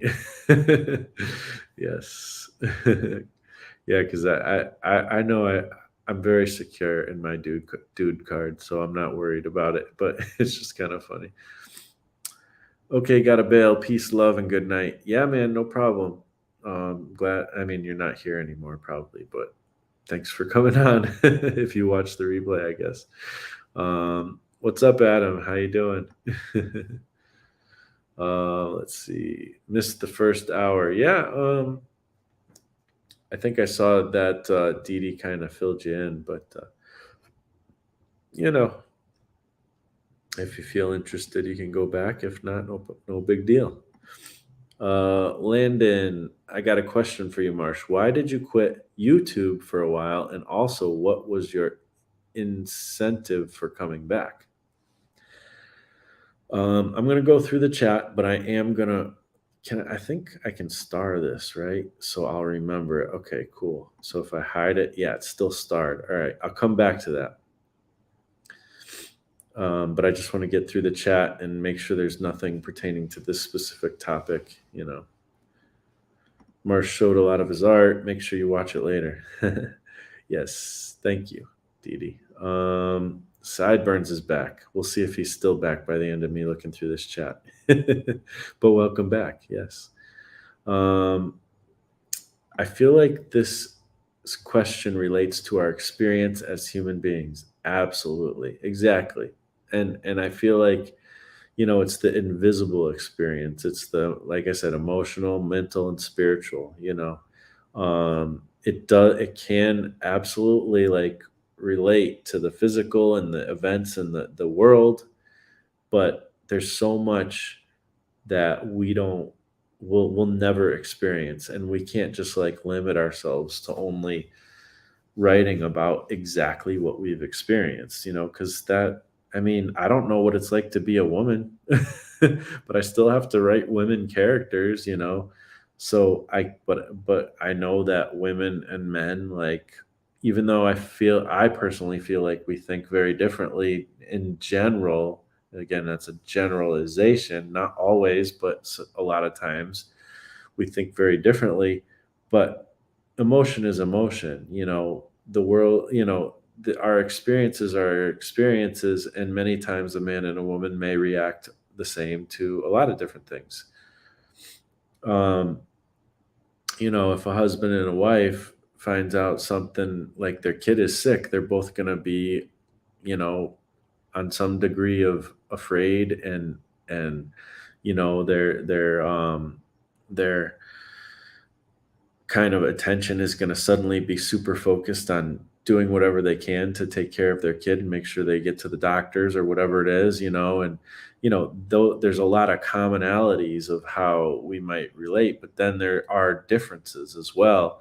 And it's like, well, I got to write women characters, and I can do some study of like maybe how, you know, women might think or something. But when it comes down to it, or maybe ask women, you know, hey, like, but every woman's going to think differently too. Every person, every man is going to think differently. So, you know, the best you can do is write what you know. Like, if you write if you try to like almost like psychically evaluate like what a woman might think or something, like, I think you're gonna lose, you know, you're not, it's not gonna work, you know. And I don't mean, not trying to be silly or funny or whatever, but like, if you try to like guess what it is, that's a better way of putting it. Like, it's, you don't want to like guess and make stuff up on the kind of emotional threads and the you know, you know, you want to write from what you know the best you can. And not everything, even emotionally and spiritually and mentally, are you going to be able to know. You know, I don't know what it's like to be a serial killer, you know. I don't know what it's like to have whatever thoughts and feelings that that person has, but there might be a serial killer character in my story. So those questions, I don't know. I don't really know how to deal with that necessarily. It probably takes some research. There are some things you're just going to have to research and hope you get it right, you know. But I don't know, maybe somebody with some kind of like um disability or something you can research, or like, say you want to write a story about um like homeless people, like, we'll do some research about homeless people. Why are most of these people homeless?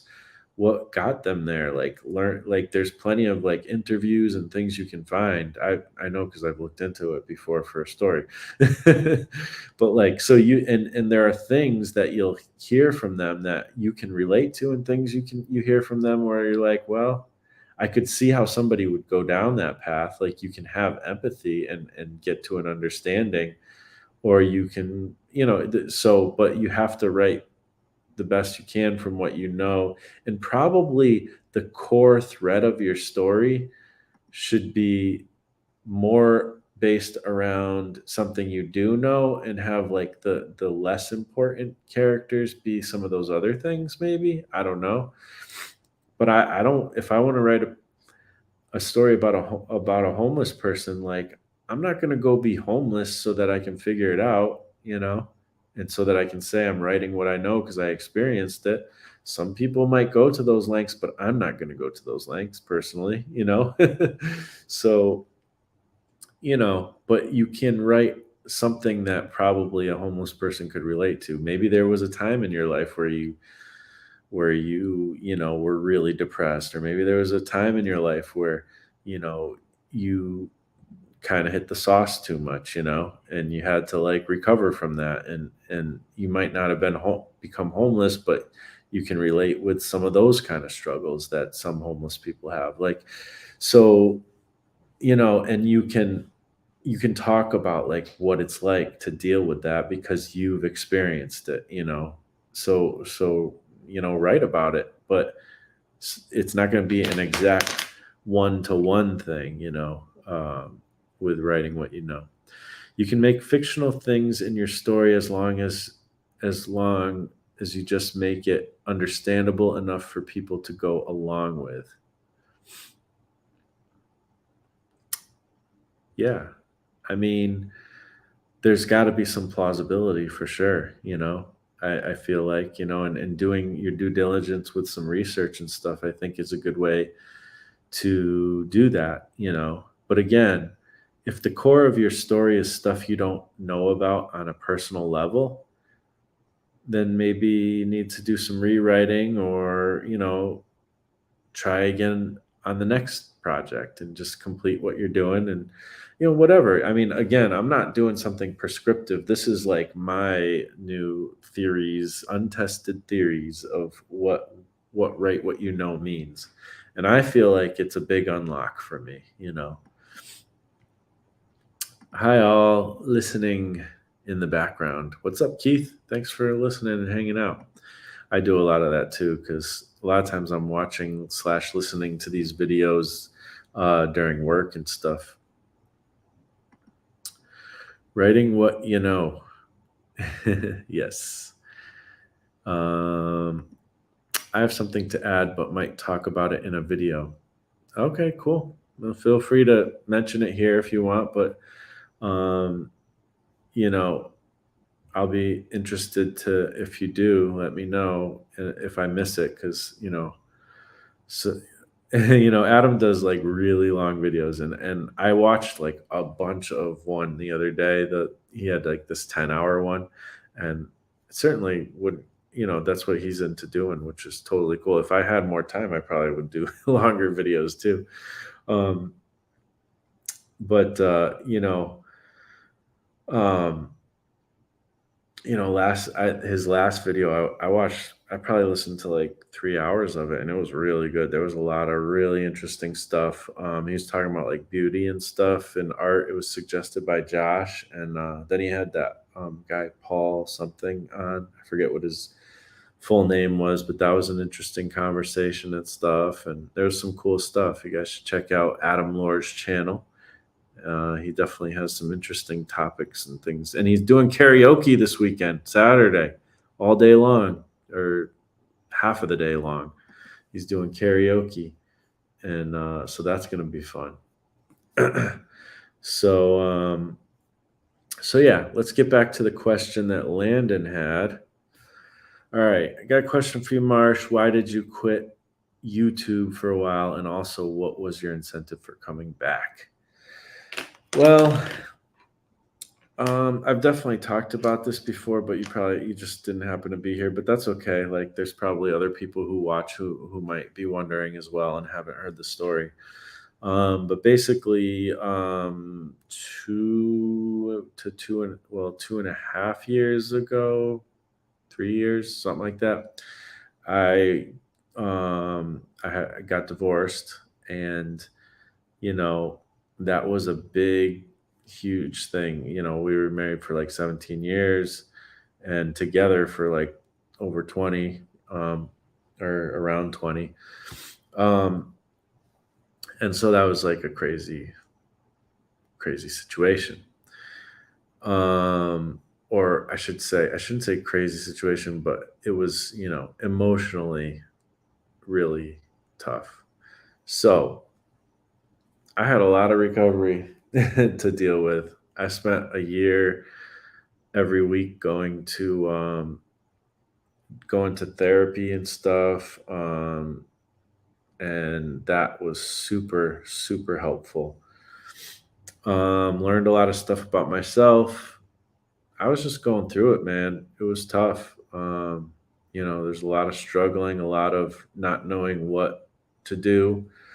And, it's funny because even though I kind of stepped away, I still had a video almost every month while during that year that was like that.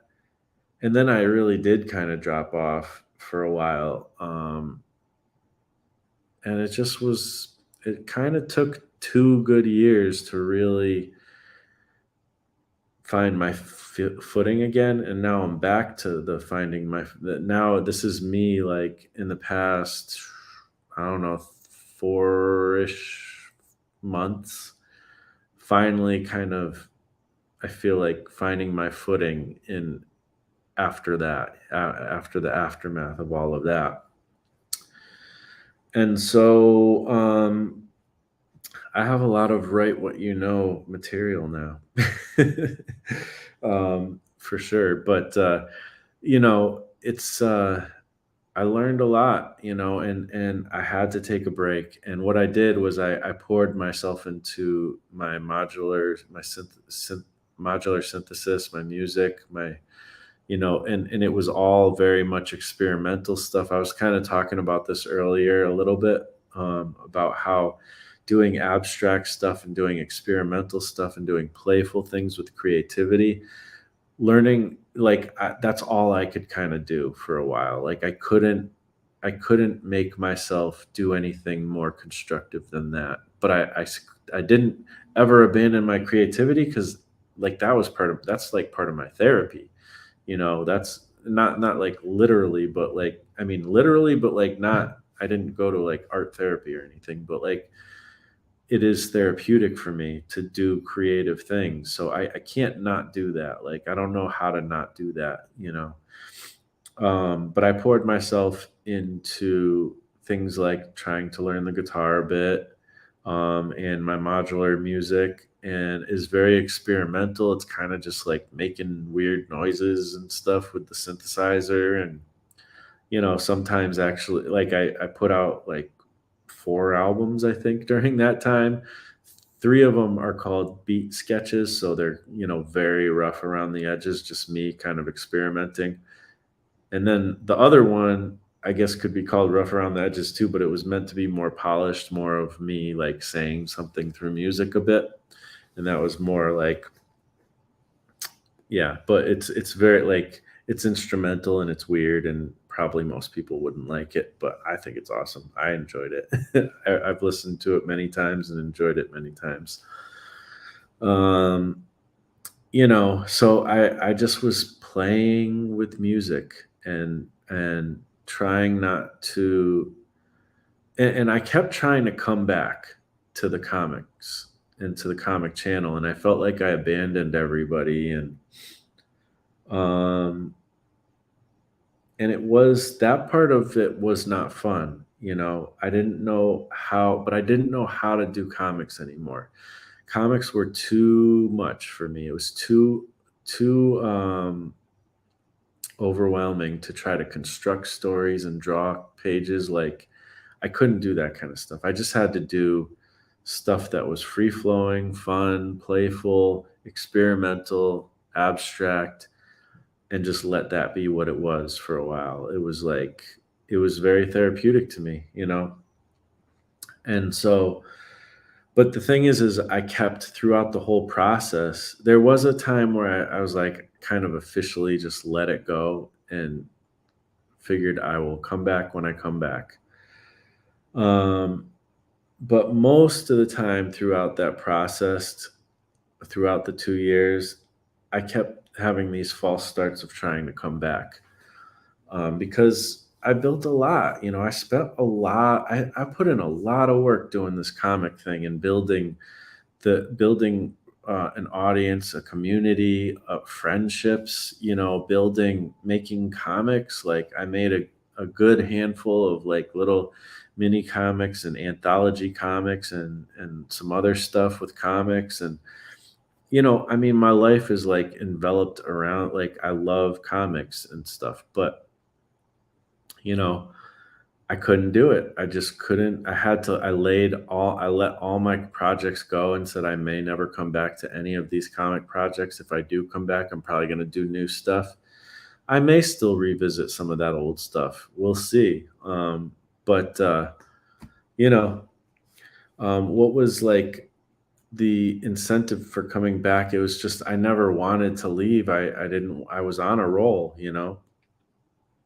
But you know, a big part of the incentive for coming back is when I do these live streams and I get to talk to you guys. And I'm doing them differently as of like the last 2 weeks that I've ever done them. I used to do more like interview shows and stuff like that, and also I want to do more just recorded videos that I upload too about topics or whatever it is that I do, like demonstrations, and I've tried to, I'm still working my way up to that, but um I'm doing live streams in a little bit of a different way where I'm actually talking to you guys more too in the chat, which is cool. And that is actually a huge part of the incentive of why I'm back, because I'm in this new apartment. I'm here by myself. Like, this is like, it could be very lonely. So, in some ways, I'm doing it because I don't want to be too lonely, to be frank about it. But it's not just that. Like, when I come back to the comic community, I'm like, these are my people. I go out to, a bar or a coffee shop or, anywhere, like even to my family, and it's like they don't know nothing about comics. I mention comics and they have about 32 seconds worth of listening before they start like losing focus. So I it's like you guys are like my people, and you're the ones I relate with, and I have a lot of friends. Some of them are even, people I talk to in real life more. Some people I just talk to through, doing the YouTube. It all varies. There's a lot of different situations. But it's like you guys are all, even no even people who just kind of comment once in a while. Like, this is my people, creative people who understand what it's like to like want to create something, or like what art. Adam was saying something on a show I thought was super interesting, and I 100% agree with, the other day, and he was talking about like, if anybody is like the experts in beauty, and I'm paraphrasing, like he can say it better. Go back to his video and check out how he said it. But like, we're kind of, as artists, we're like, we have a little bit more authority to talk about the things of aesthetics and beauty and form and design and just creativity than most common people, just because this is like what we focus on. We're just really interested in that. And so, and again, he could put it better than I'm putting it, because I think he said it in a much like more like really cool way. But it's just interesting. Like, I can relate with y'all because you're like my people. And it feels nice. The same way it feels nice to go visit my family in a different way, because in that way, there's like a culture of the family I grew up in where it's like, oh, this is familiar. I like this part of how our family works. And I don't really like that part, but I'll stay away from that situation. But I like this part, and let's have fun in this part. And there, dependent. Everybody's got different family situations. Mine's like pretty cool, relatively. So, anyways, I'm not trying to get into like all that, but like, that's all I'm trying to say is like, it feels kind of like family here. So, um, sorry to hear about that, Marsh. Yeah, yeah, we all go through things, right? Um, so, and I've talked about it before, but yeah. And I'm happy to talk about it because it's fun and stuff. Or it's I don't know, like I don't say every personal detail of my life, but some of these things I feel like, why not talk about it personally? But everybody's different. Everybody keeps certain whatever level of privacy they're comfortable with, and that's totally cool. That's one thing we have control over. How much information do we let out? Nathan says, I'm not a writer, but I feel that write what you know is a big can of worms. I have many thoughts about it, but so far everything I write I deleted because there's much to say. Yeah, it's a big topic for sure. And even if you're an artist though, you're a storyteller. You know what I mean? Like, if you don't write anything, like I think Nathan, I think you did show me you have made comics before. So right there, the artist part of who the artist who makes comics is just as much a storyteller as the writer, sometimes even more. Um, but also when you do illustrations, a lot of times you're doing storytelling with that as well. In fact, I would say all the time you're doing at least some storytelling, even if it's just a tiny bit. But again, write what you know. Like, you do an illustration of something, and it's like, put something that's from you in there. Like, put like not just your style, but like it's informed by like how you feel about things. Does this make you excited to like there's pieces of art that I've made that aren't so great, and maybe it's because I didn't have a lot of excitement towards that situation. I don't know, like, but maybe there's something I was like totally super into and it came out awesome because I'm right. Maybe there's an aspect to that where I'm like writing what I know, you know what I mean? So I don't know. I feel like it could relate even to just basic, well, I shouldn't say basic, but like illustration as well, because illustration is not basic. There's so much to illustration. It's insane.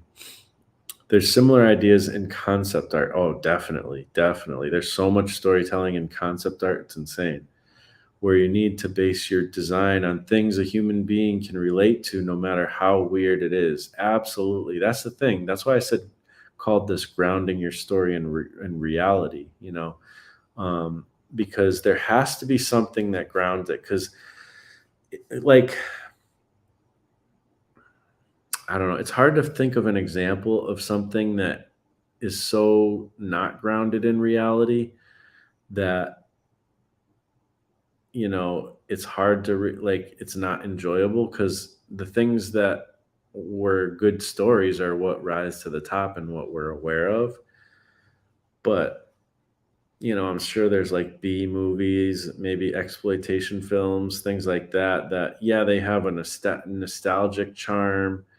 Yeah, they have like a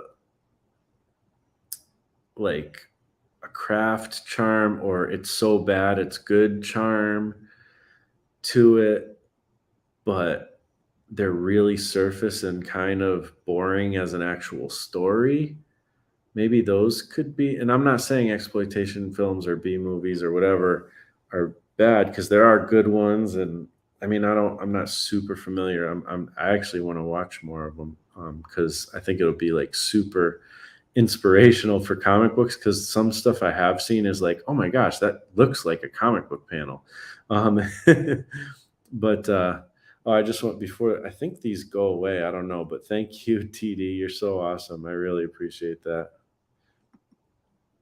Um, so, uh, you know, um, yeah, I think it definitely, there are examples kind of things that are just, it's such a like high concept. Sometimes things are just such a high concept, but there's no real basis in reality, and therefore it doesn't really resound. There's no, it doesn't like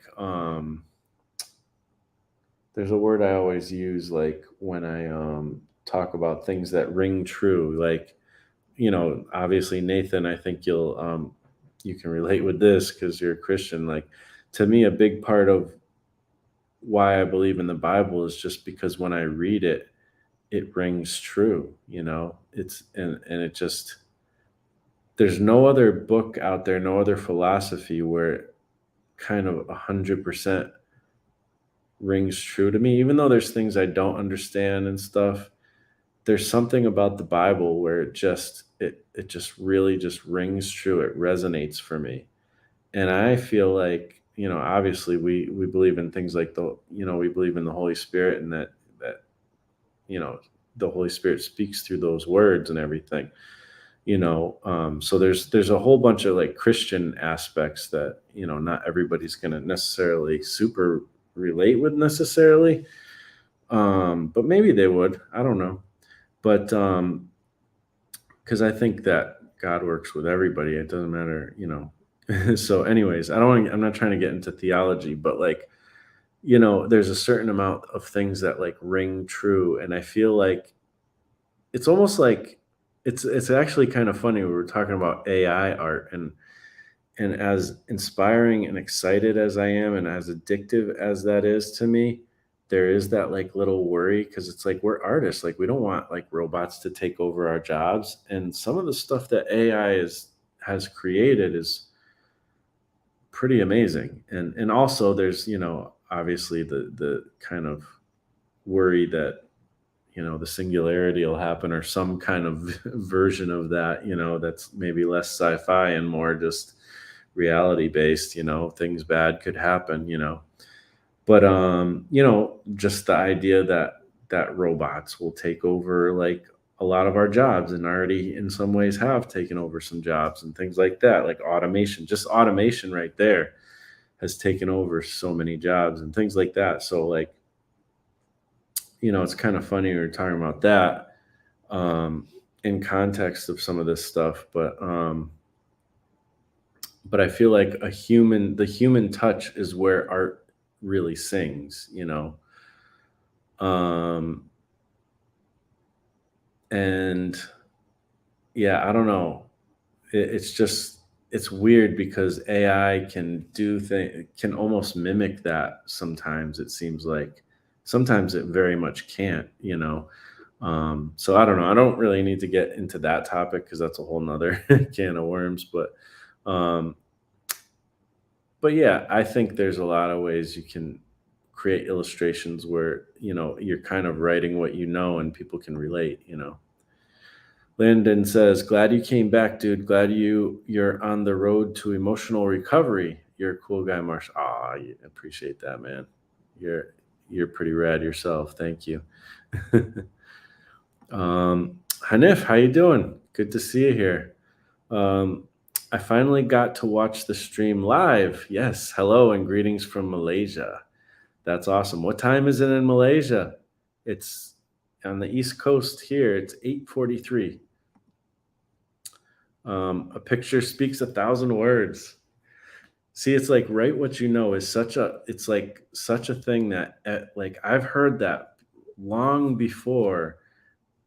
I feel like long before I ever really seriously thought about writing myself. Um, but it's just like something that everybody says. Same thing with a picture speaks 1,000 words, actually. Like it'd be interesting to break that down. That's like a topic for a video, actually. like, yeah, yeah. But again, writing what you know, it's interesting thinking of that phrase in the context of write what you know. So that's interesting, man. I like that. So true. Art is a universal language. Yes, yes.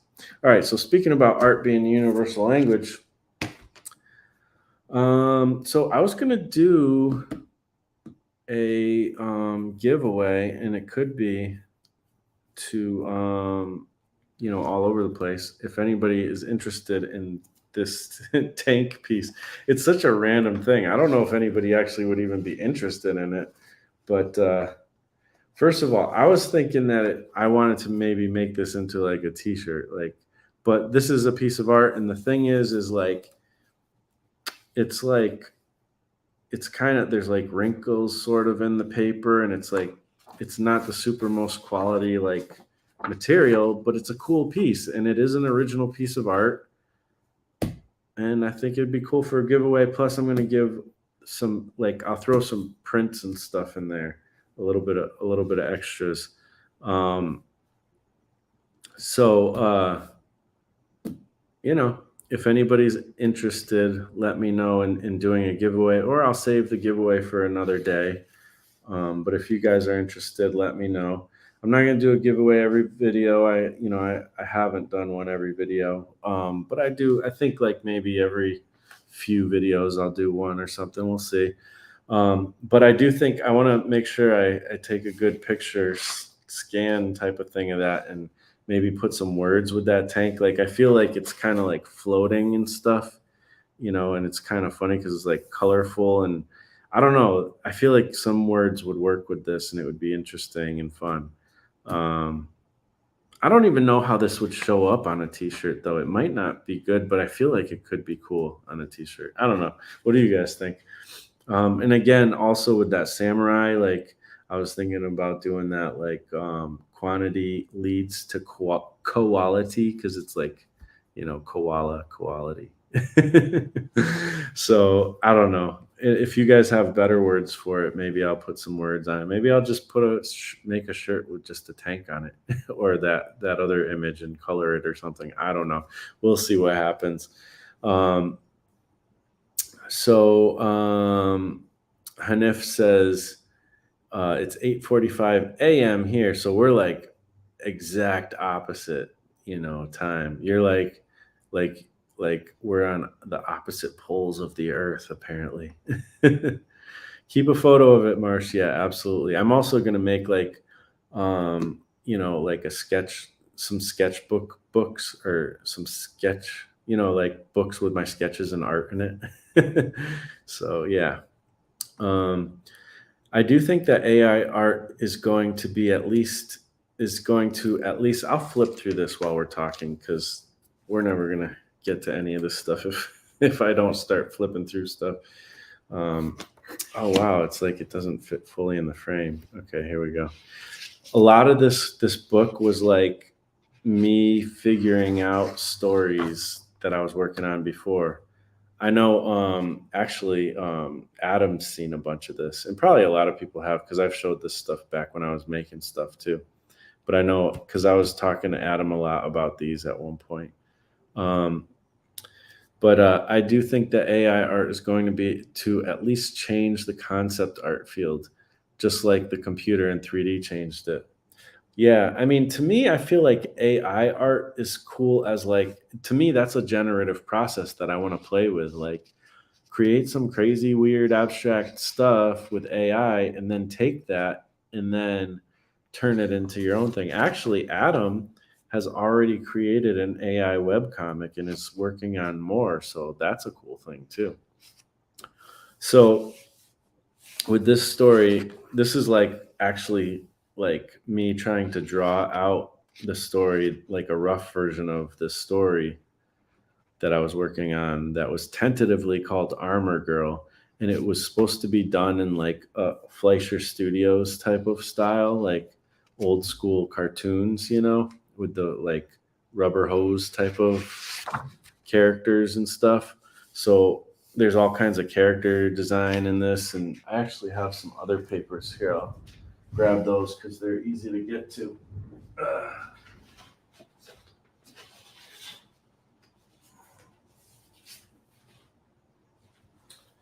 Here they are.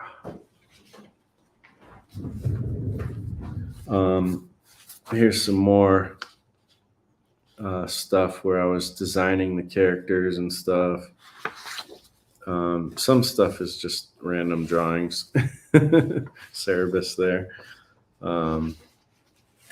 This is the main character with her undeployed armor. I still would like to do this story, to be honest, but now I'm learning about story. I got to figure it out.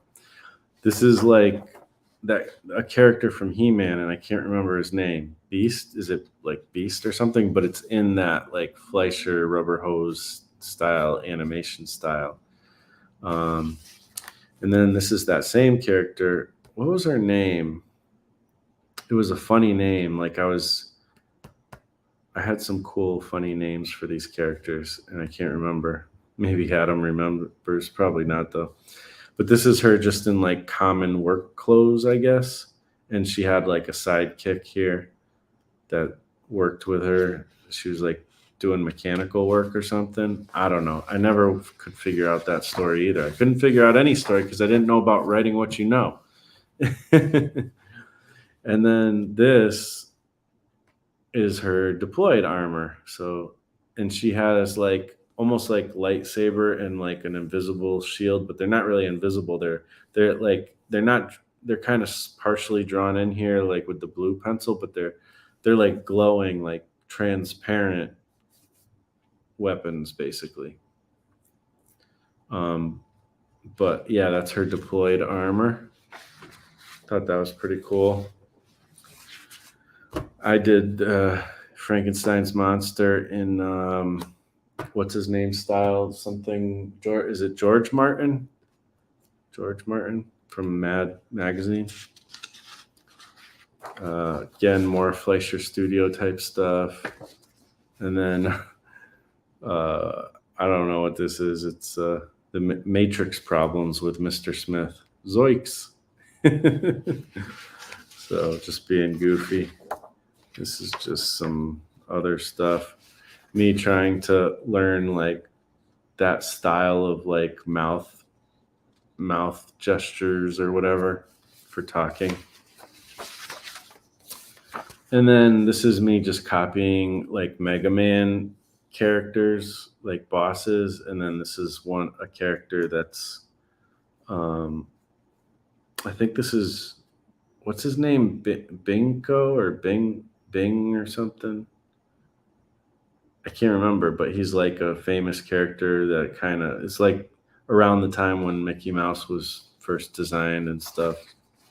So I just was copying those styles so I could learn. Then Gru the Space Wanderer. I changed it up a little bit, did my little kind of mashup with my character and Gru because I love Gru as well. Sergio Aragonis is the freaking bomb. Here's another picture of her.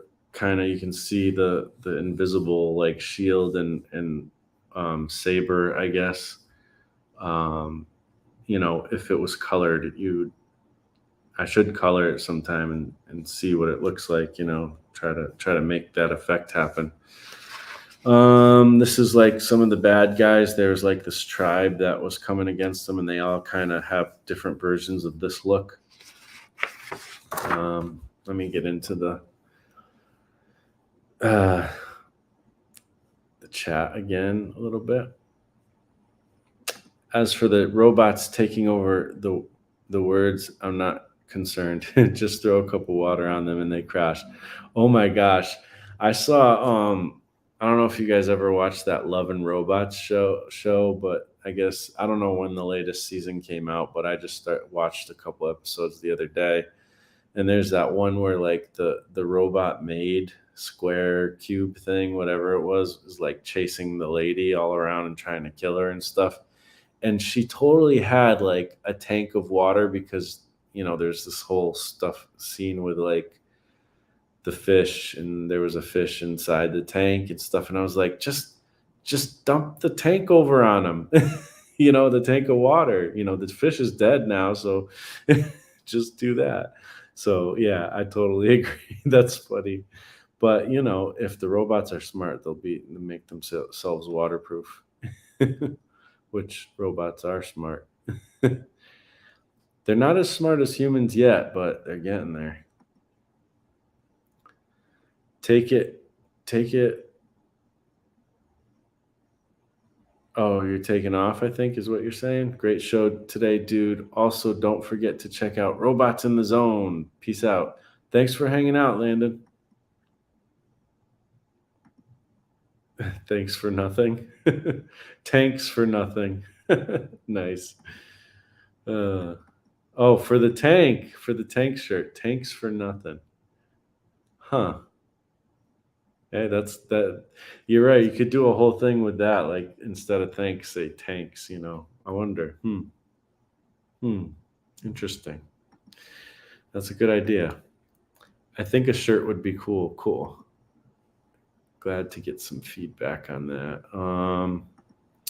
You should be scanning your art before you sell it, my friend. Well, I don't have a scanner at the moment, so I would be taking a picture. But these phones take really, really good pictures. Beastman, yes, I know you would know that. Nathan's all about that stuff. I know. That's awesome.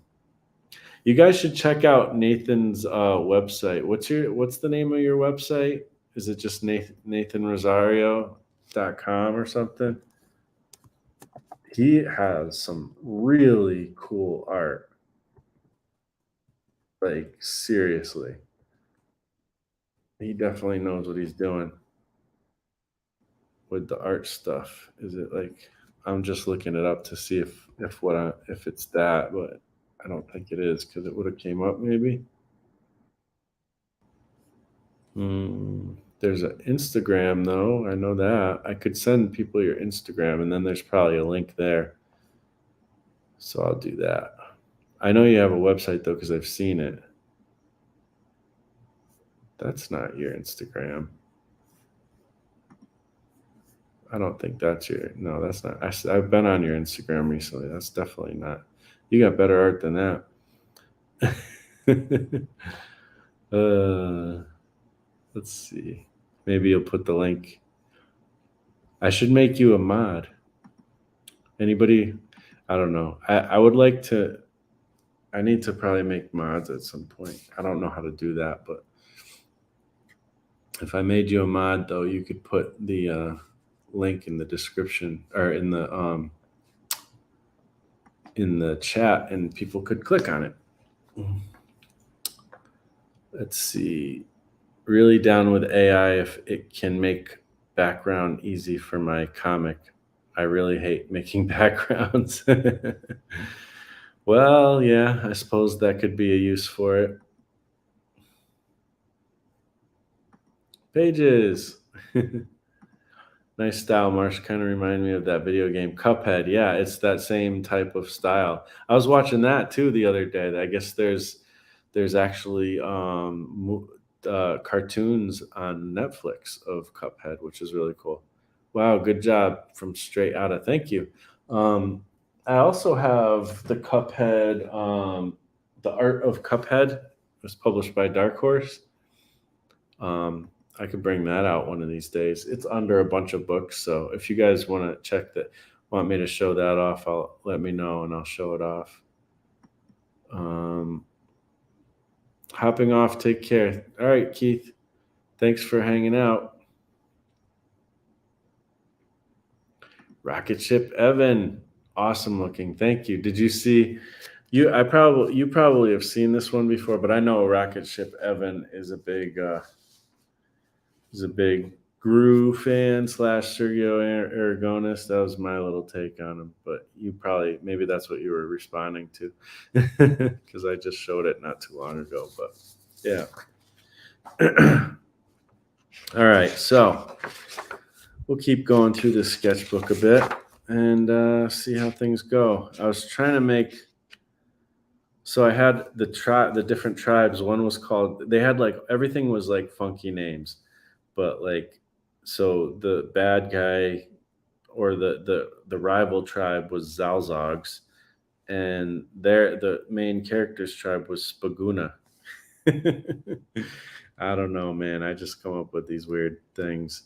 This is a really funny like fan art piece of this old kind of crappy movie. I guess it's just a weird movie, and I think it's called Puma Man. I want to say it's like called Puma Man or something. And it's just so funny because me and my friend were watching it, and I don't know if he was like talking about somebody else said this or what, but he's like, I think maybe we were watching like Mystery Science Theater or something. I don't know, but it was like he flies and he's got like he's like a superhero, but he has like almost like jeans on, I think, and like regular shoes. It's like almost a regular outfit, but it's got the cape and stuff. So it's sort of superhero as well. And the way he flies, it's like it's almost like he's just almost standing up and flying. There's no like Superman pose or anything. And it might have been Mystery Science Theater or something. He's like, "Oh, look at that guy! He flies like an idiot," or something like that. It's just funny. Like we cracked up when we saw that, and it was just. So I drew Puma Man. I think that's what that is, Puma Man. I think that's the name of it. But and he kind of flies like this with like one leg up in the air, but he flies forward like his. It's funny. It's stupid. Hannah Hart. Oh, so you maybe didn't see that, and you're saying that's great. Thanks, man. I'm glad you dig it. Hannah Hart, I've been wanting to draw my own comic book, but lately I've been trying to come up with a story. Then um, is there more? Um, but yeah, I mean, this kind of live stream is kind of talk, and last live stream is talking about some of my struggles with coming up with the story. That's the tough part, man. It's like crazy. Nathan, it seems I don't know how to make link in the chat. Well, that's the thing is like, but I put my site's name on there.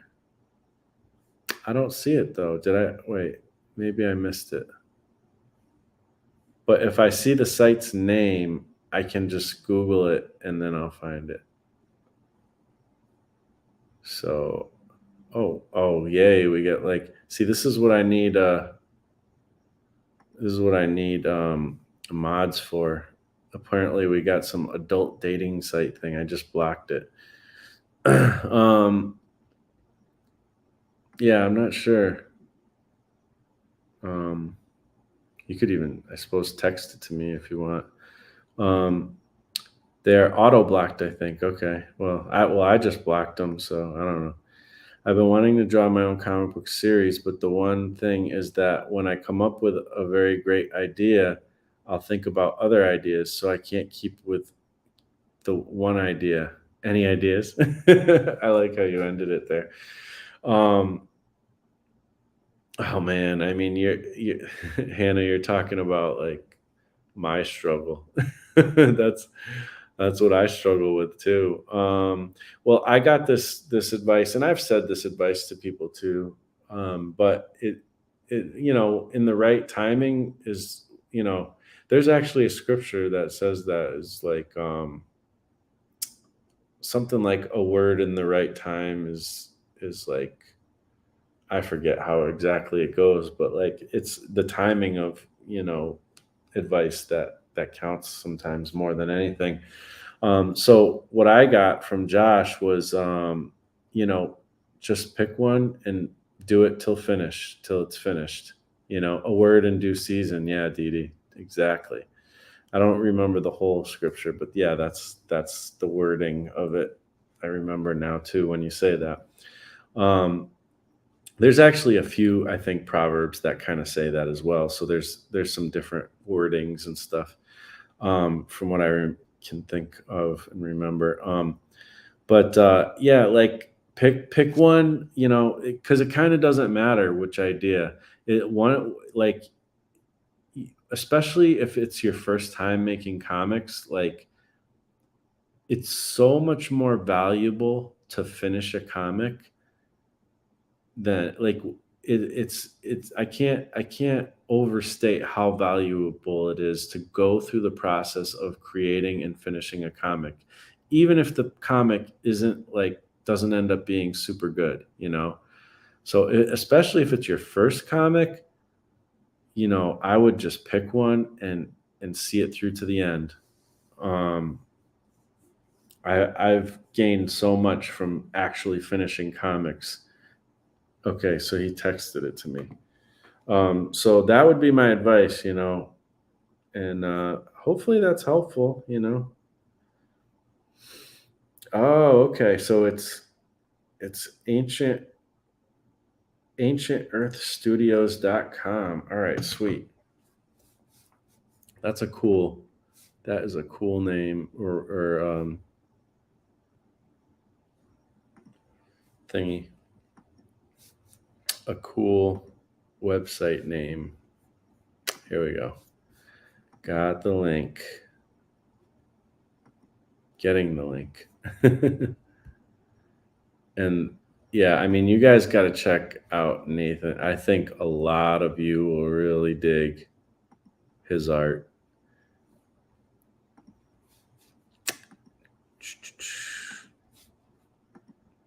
Only mods can put links in the chat. Yeah.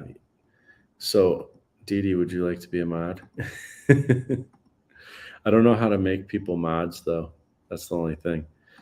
I know you won't come to every show necessarily, but like I would love if you wanted to be a mod, Dee. uh, Frank says you need mods, Marsh. I think you're right, dude. So here's the link for Nathan. Nathan's website. Like seriously, like right when you get to it, there's so much art just right in your face, and it's so awesome. Like you guys will dig it, and go follow him on Instagram. Like I don't know, I dig it. Hannah says the story that I've been trying to write is about a fox princess being protected by Keyblade welders. It's a Kingdom's Hearts story, or Kingdom Hearts story.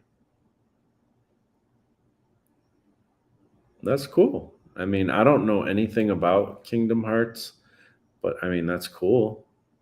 I'm sure, you'd have, I think Kingdom Hearts is like a video game, right? Or am I right? And probably other things too. And if it is, like you have an audience with video game people, it's actually probably a really cool idea to create something around that. Um, so yeah.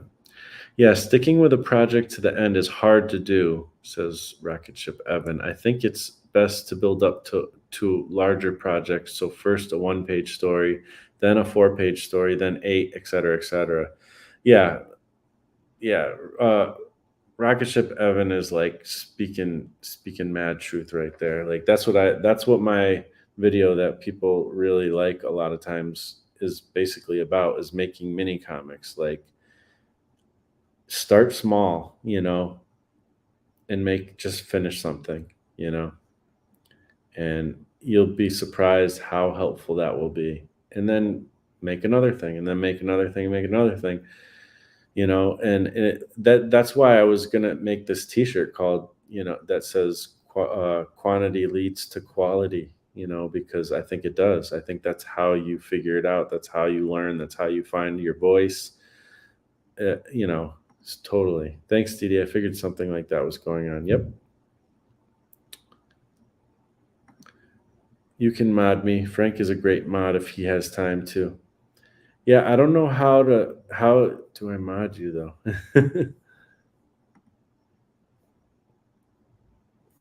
Probably something in the background of YouTube. I'll have to look into that. But I appreciate that. Didi, I'll do that when I figure it out. um for sure. Let's see.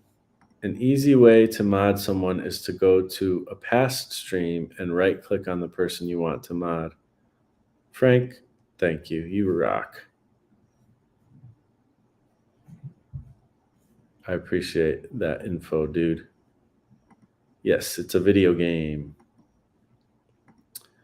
Frank says, I just drew a tiny and obviously Frank Salazar Art Nation. His name is Frank, if anybody doesn't know. But I think most people know that here. Maybe not everybody though.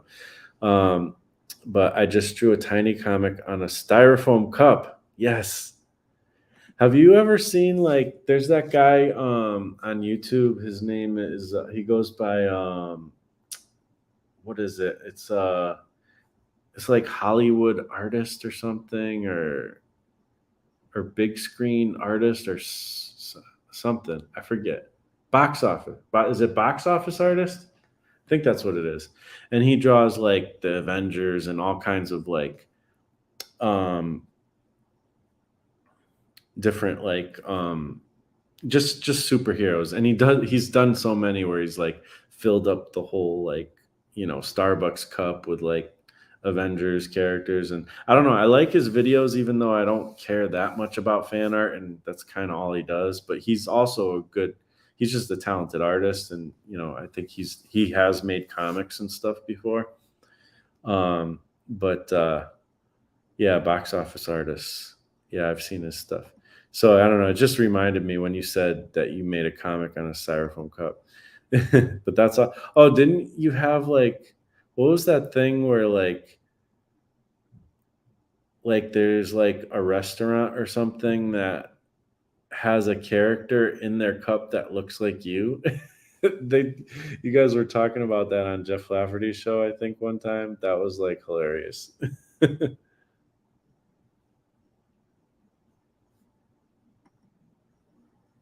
Oh, I thought you were on IG. My bad. Yeah, because I don't know. I see your stuff around and I don't remember exactly where it was. Okay. Oh yeah, the Schlatzkys. I don't know what Schlatzkys is, but apparently it's a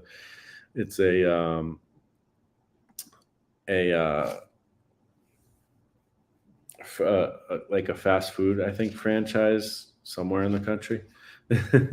And they have cups with different characters, with all different characters on it, and one of them is literally like a guy with a mustache and goggles on his head. So I think Frank should sue them and get some money. But anyways, this is Shark Knife. There's like a little fan art of Shark Knife. This is I like Parasite. Like there's a manga slash anime called Parasite, and it's really cool. And this is like that character, sort of. Popeye.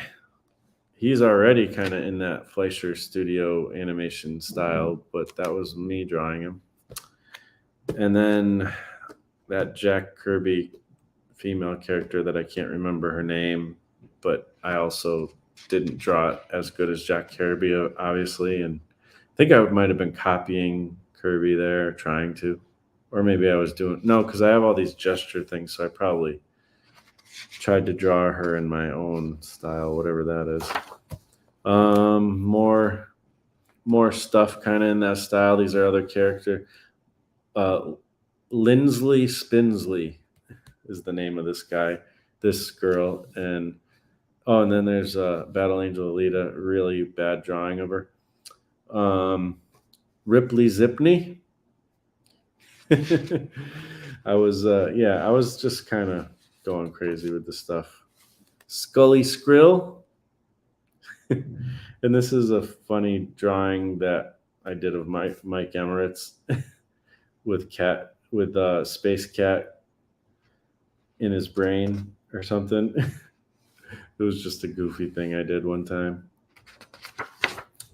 These are like, I wanted to make like the world of that, like even though it was like all that like Fleischer animation stuff, like that old rubber hose stuff, I wanted to make the world kind of like Dr. Seuss type of world a little bit too. So like this is like some of like this is the castle, but it's got like these funny tube things and stuff, and it's just kind of, I was really trying to play with these different animation styles and stuff. Oh, also it was very much inspired by Dr. Seuss's The Butter Battle book, which I love that book, and I wanted to kind of do my own version of the Butter Battle book with these characters. That was kind of the idea. I really feel like I would like to revisit. I love drawing in this style. It's like really fun. Here's some vehicles I was trying to create, and then just notes on things I'm trying to figure out with the character. Like I was like literally writing the story in this sketchbook kind of, and trying to work on like the whole plot and everything, and I was learning a lot about plot structures and stuff at that time. I had this like commission I was trying to do for someone that was like Moby Dick or whatever, but I never finished it because I'm a jerk. Um, just other characters I was trying to work on. Actually, some of this stuff was stuff me and Adam were talking about, and I was like trying to create a wizard character and stuff, and a whale. This whale's it's like kind of drawing from reference, so it kind of looks relatively cool.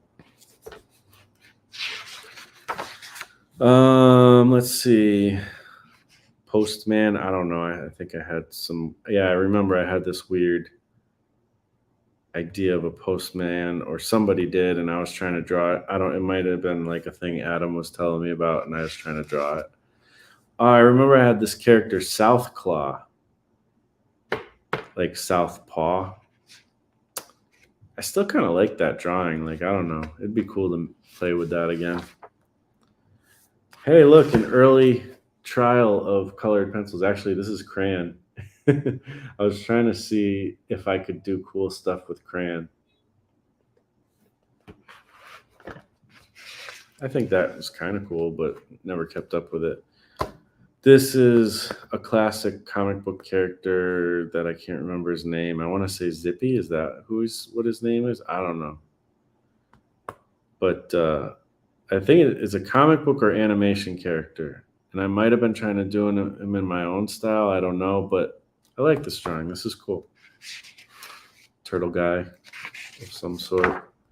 More character development, working with different body types and stuff, trying to see like I could do the same. That was the idea. Like I showed you that guy in the beginning.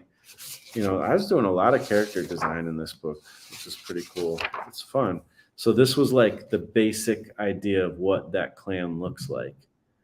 But then I was like, okay, let's play around with doing that same thing, but with different proportions. And, some are female, some are male. And, like this is a big muscular, like type, a warrior. This was supposed to be like a female warrior in that style. Same here, So, yeah. Me again playing more with that Fleischer Animation Studio style. Gwenzel Tinsel. That's where I came up with that name. I was just trying to come up with weird words and stuff to be names. And this is where I came up with it. So the main character's name was Gwenzel Tinsel. Kind of silly and stupid, but what can I say? It was kind of a rough idea of something I was doing, playing with proportions and stuff again, and gestures and whatnot, coming up with characters. I don't know what this stuff is, just drawing more people, layouts. Here's me trying to do another design, a different kind of design for glyph. Let's see. More glyph stuff. Oh, some of this is me just copying other character designs just to kind of get a feel for some ideas. I actually really like this design.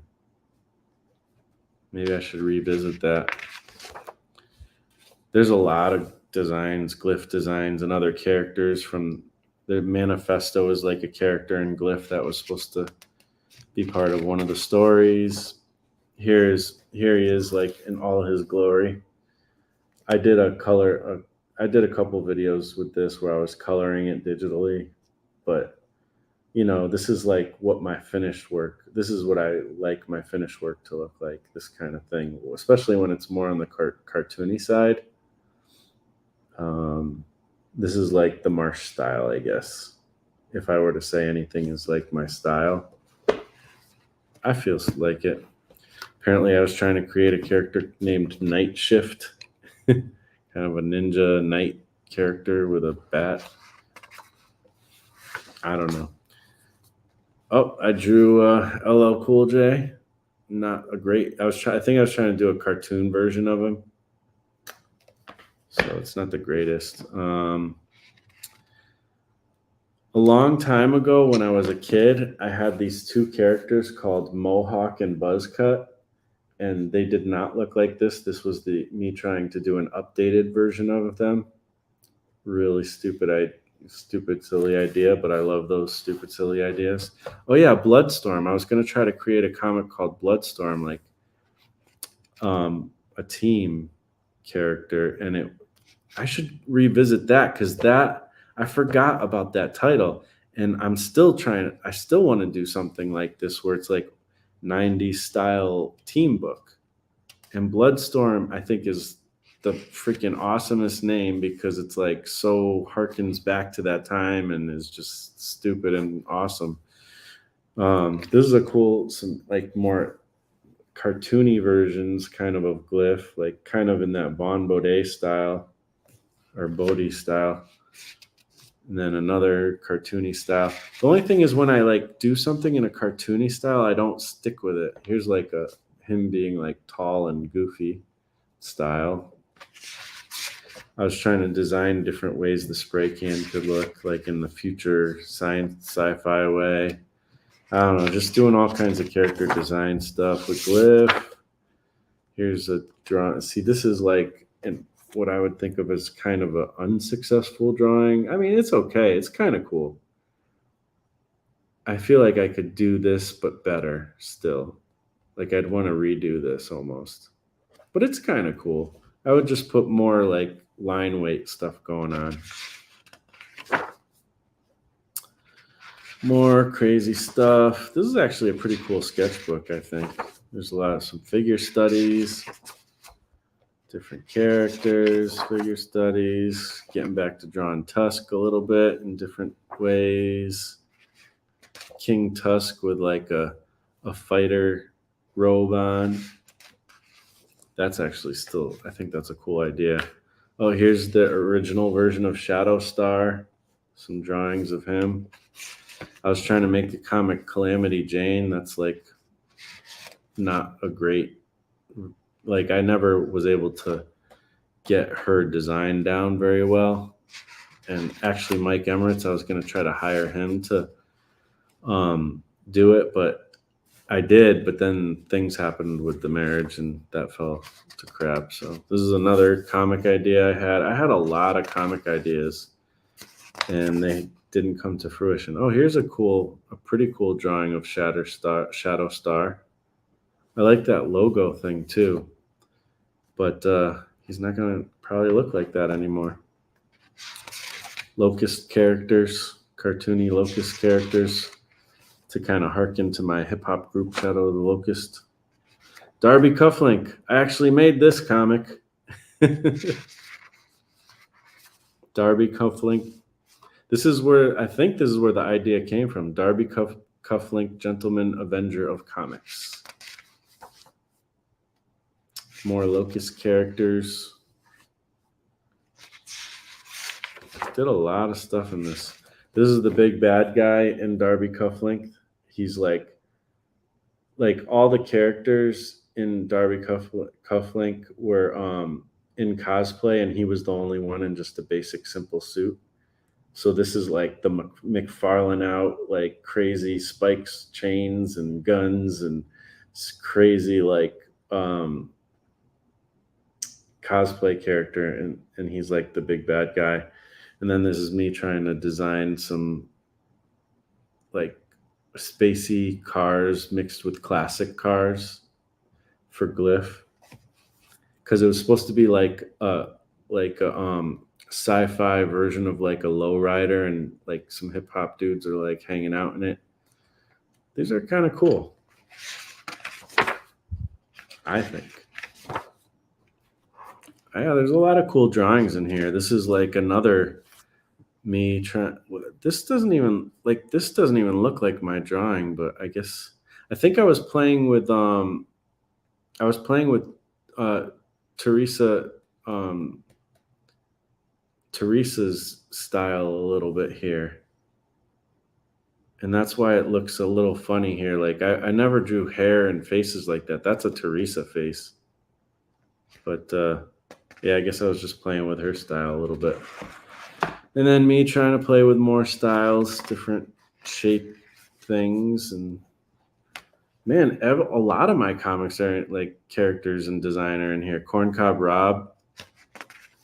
I made that comic too. This is the longest comic I've ever made. It's like 20-something pages. Here's a bunch of shots of Corncob Rob on a skateboard.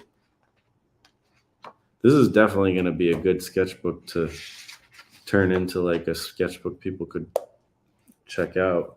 Here we go. And it was supposed to, there's like all these like punk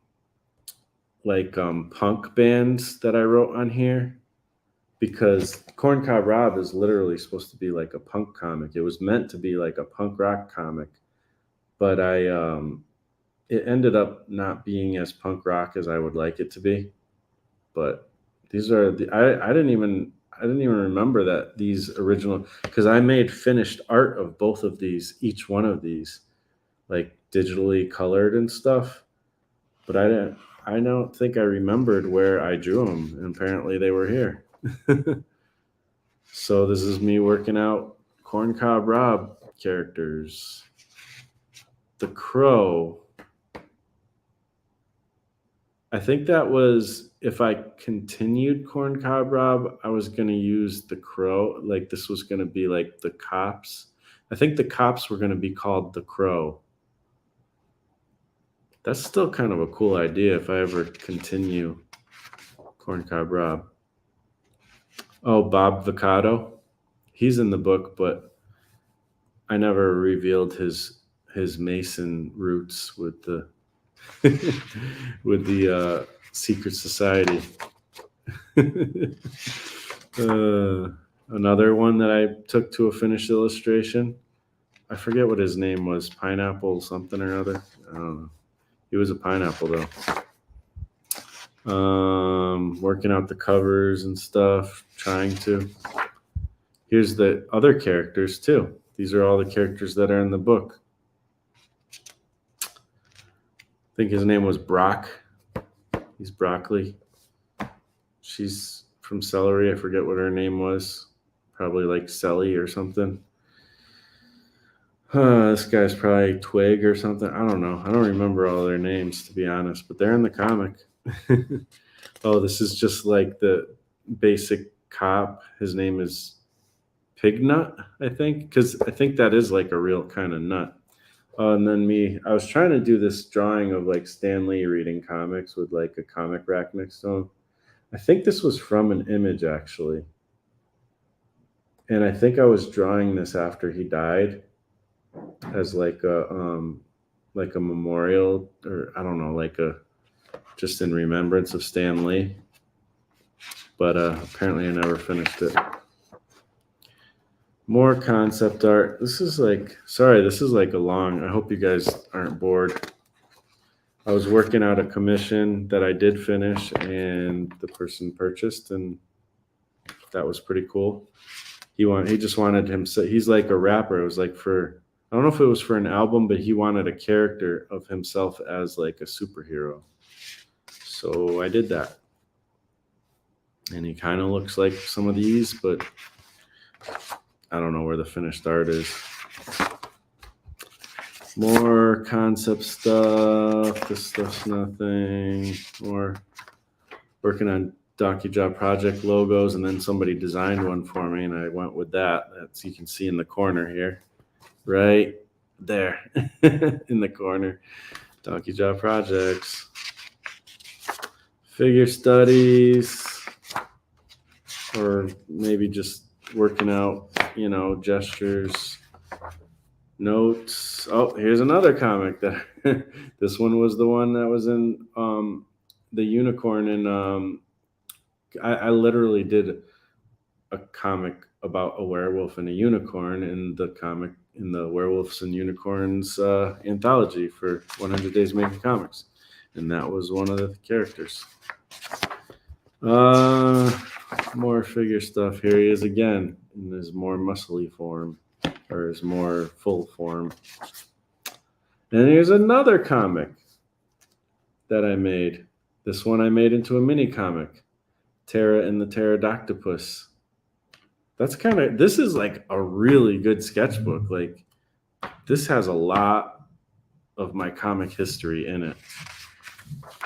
Of my, that's cool. More design. Oh, this is that Spawn I was telling you guys about the other day. This is the cartoony Spawn character I drew.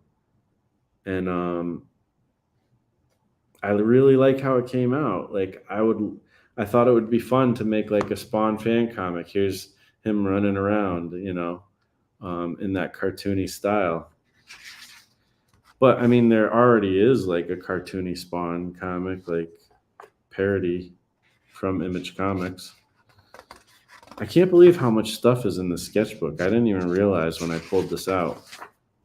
The reason I pulled this out was because I was like, I want to practice colored pencils, and I'm going to use a drawing I already made a long time ago. This is when I was working out.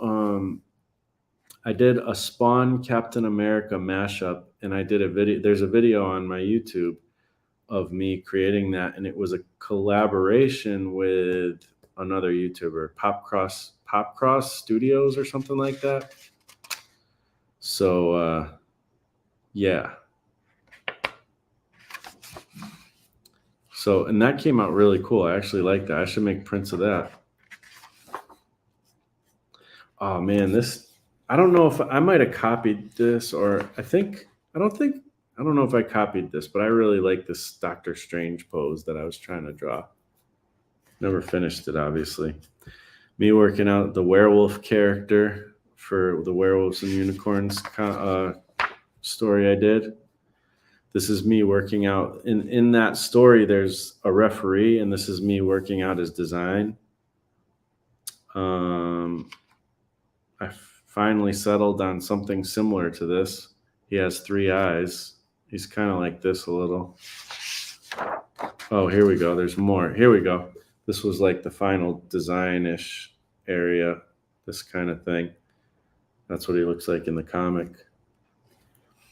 Takes a lot of, like, when it comes to character design, like, you can't really super rush it. Usually it takes a lot of playing with shapes and different things, and eventually you have to decide on a look. Here's just a cartoony version of Lone Wolf from Doug Garrett. You know, this is kind of how I wish I drew it in the comic, but I ended up drawing him more like a little bit more representational, like comic book style. But this is more cartoony, and I wish I stuck to this. Like, for some reason, when I do cartoony and I do like a piece that's cartoony, I like how it looks, but then I can't replicate it over and over in different positions. But this is like, I love this drawing. That's like really fun. Working out the demon werewolf design in that comic. Working out the samurai design from that comic. And the monster, one of the monsters. I showed you guys that comic, I think, in the last episode. I showed you a bunch of these, all these comics, I think. Oh, here's like the original design for the like swamp character. And I wanted to have him like this, like black, like this. But I don't remember why I ended up decided making him kind of more purplish, but I did. So anyways, that's that character or monster. There's a comic character who might end up in Glyph. His name is Blizzard. And that was my first attempt at like designing him. And I like this drawing, but I don't know if he's going to, this is like a little too goofy, maybe. I don't know. He kind of looks like Scooby, or not Scooby-Doo, but Scooby-Doo's friend. What's his name? The other, Zoinks, whatever his name is. Scoob. This is me copying other artists. Me trying to draw a gun, because I had to draw a gun for, in Lone Wolf. And that's it. Sorry for the long trail into the sketchbook. I don't think I'm going to do any more like color pencil stuff. I'm like tired now. Yeah. Maybe I'll skip the I don't know, like, should I do the thingy with the thingy, the giveaway? I guess since I said I would do it, I should do it, right? You guys anybody want that tank art? And I'll throw in some sketches or some prints as well. Like I said, the tank art is not, it's not pristine. Like, it's not on archival paper. It's like on cheap paper. and it's got like wrinkles in it and stuff, but I still think it's kind of cool. And I guess for a giveaway that's free, like it's okay, right? I hope. um, and then I'll put some prints in it too. So let's see.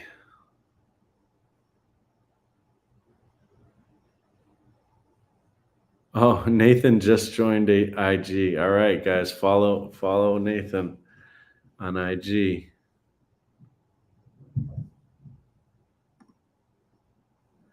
Love the note taking. Yeah, Didi, like when I see you writing in your journals, like where it's like sometimes there's writing and stuff, I'm like, yep, me too. I do that all the time in my sketchbooks.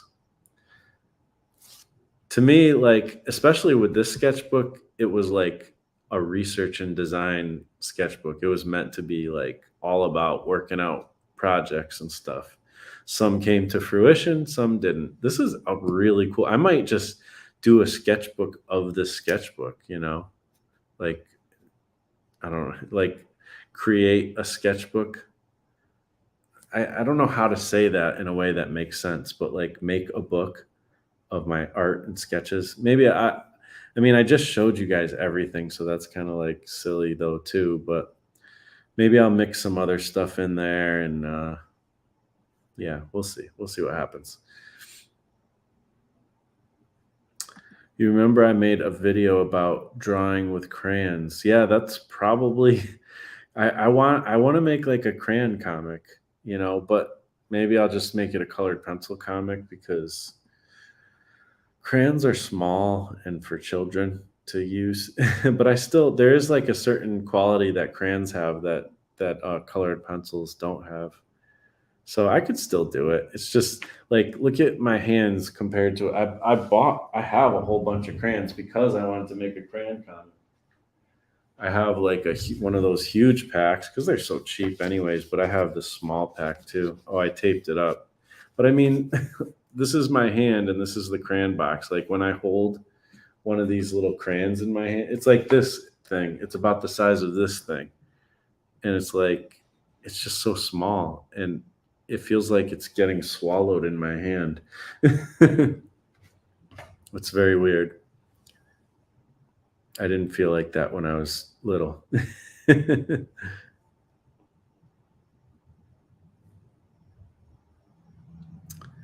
Let's see. These are cool, Marsh. Thanks. I'm glad you dig it. Great manifesto drawing. Thank you. Yeah, I really like how that one came out. Impressive sketches, Marsh. Thanks. Hey, I have been drawing for some time, but I think my art isn't good. Others say they like it, but I don't. Is it something you went through? Oh my gosh, yeah, it's something I go through. The best artists in the world often say that they don't like their art. I've heard so many people say that. Like it's it seems to be almost universally true about every artist, but it's not. Not every artist feels that way, but most artists I think have that kind of feeling, and it doesn't really. I think you do gain more confidence through the years that you can do certain stuff, and you see me like talking about my art in the sketchbook and saying, oh, I like that. That's an exercise in trying to specifically be more confident about my art, and there's stuff I genuinely like for sure.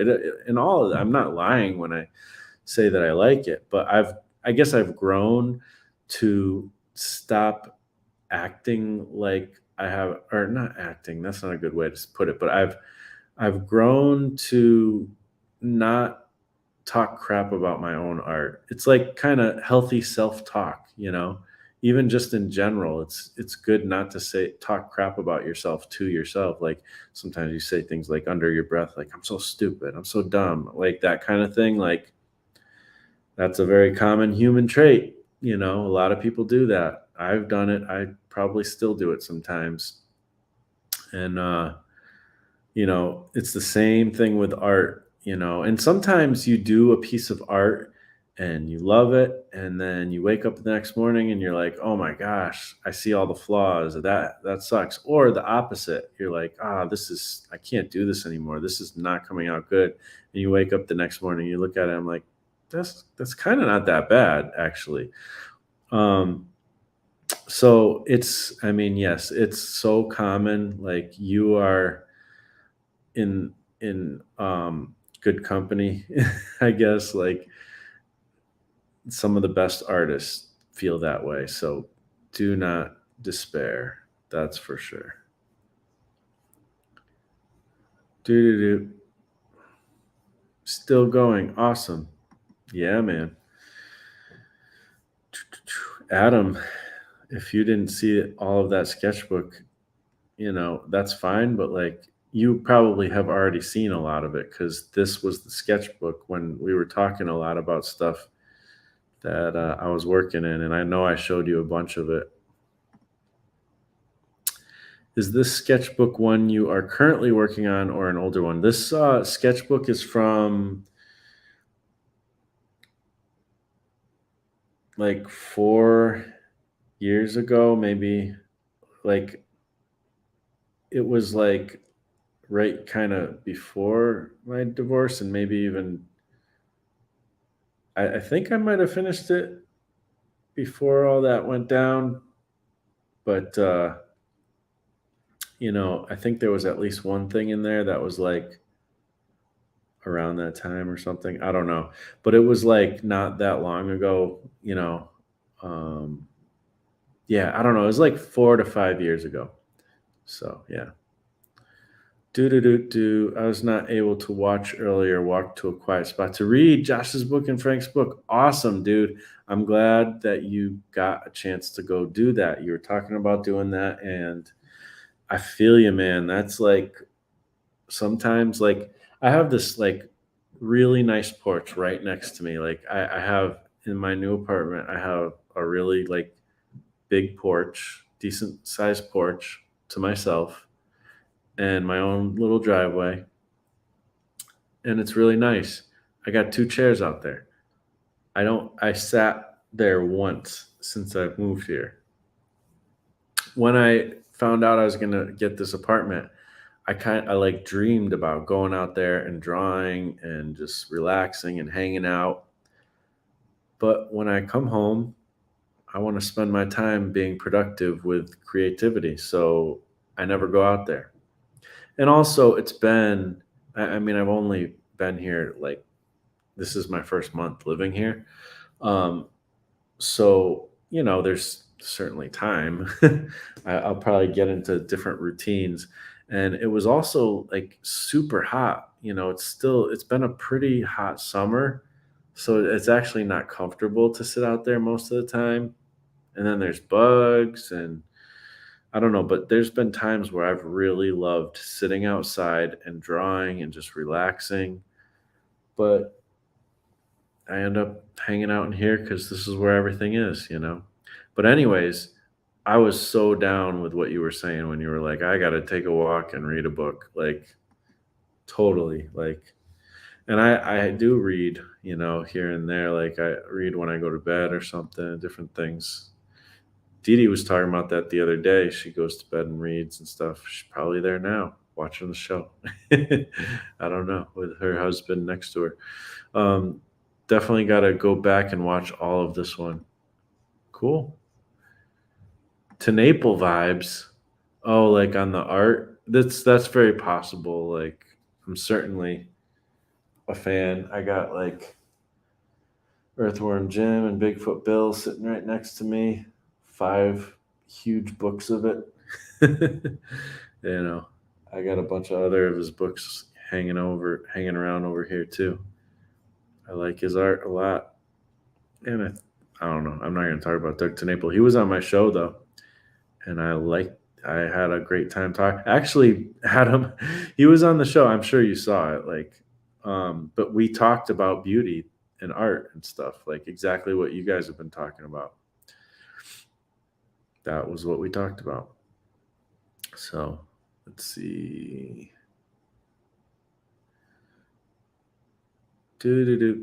Stanley tribute. Dee. Okay. I saw you streamed earlier but couldn't make it today. Did you? I didn't know you streamed today, Adam. I was looking at the YouTubes here and there, but I didn't notice that you streamed today. Weird. Hanif, hello. Oh, are you just talking? Take it easy, man. Art take a long time to improve. I took 3 years just to draw a decent anatomy on my character. I don't know if I've been drawing my whole life. I don't know if I draw decent anatomy on my characters, but I think that you're still improving if you're putting the hard work. Yeah, man. Always, always. Got to keep working at it. I don't know if my goal is decent anatomy though. The stream earlier was not very eventful. Some funny stuff between Frank and me and the world debut on camera of Big Bad Mama. Cool. Just drew a quick werewolf comic. It's on IG, but I'm going to redraw it on digital, a one-page comic. Cool. Awesome. Awesome sketches, Marsh. Love this stuff. Thank you. Appreciate it. It is an awesome sketchbook. Thank you. Spawn America. Yeah, totally.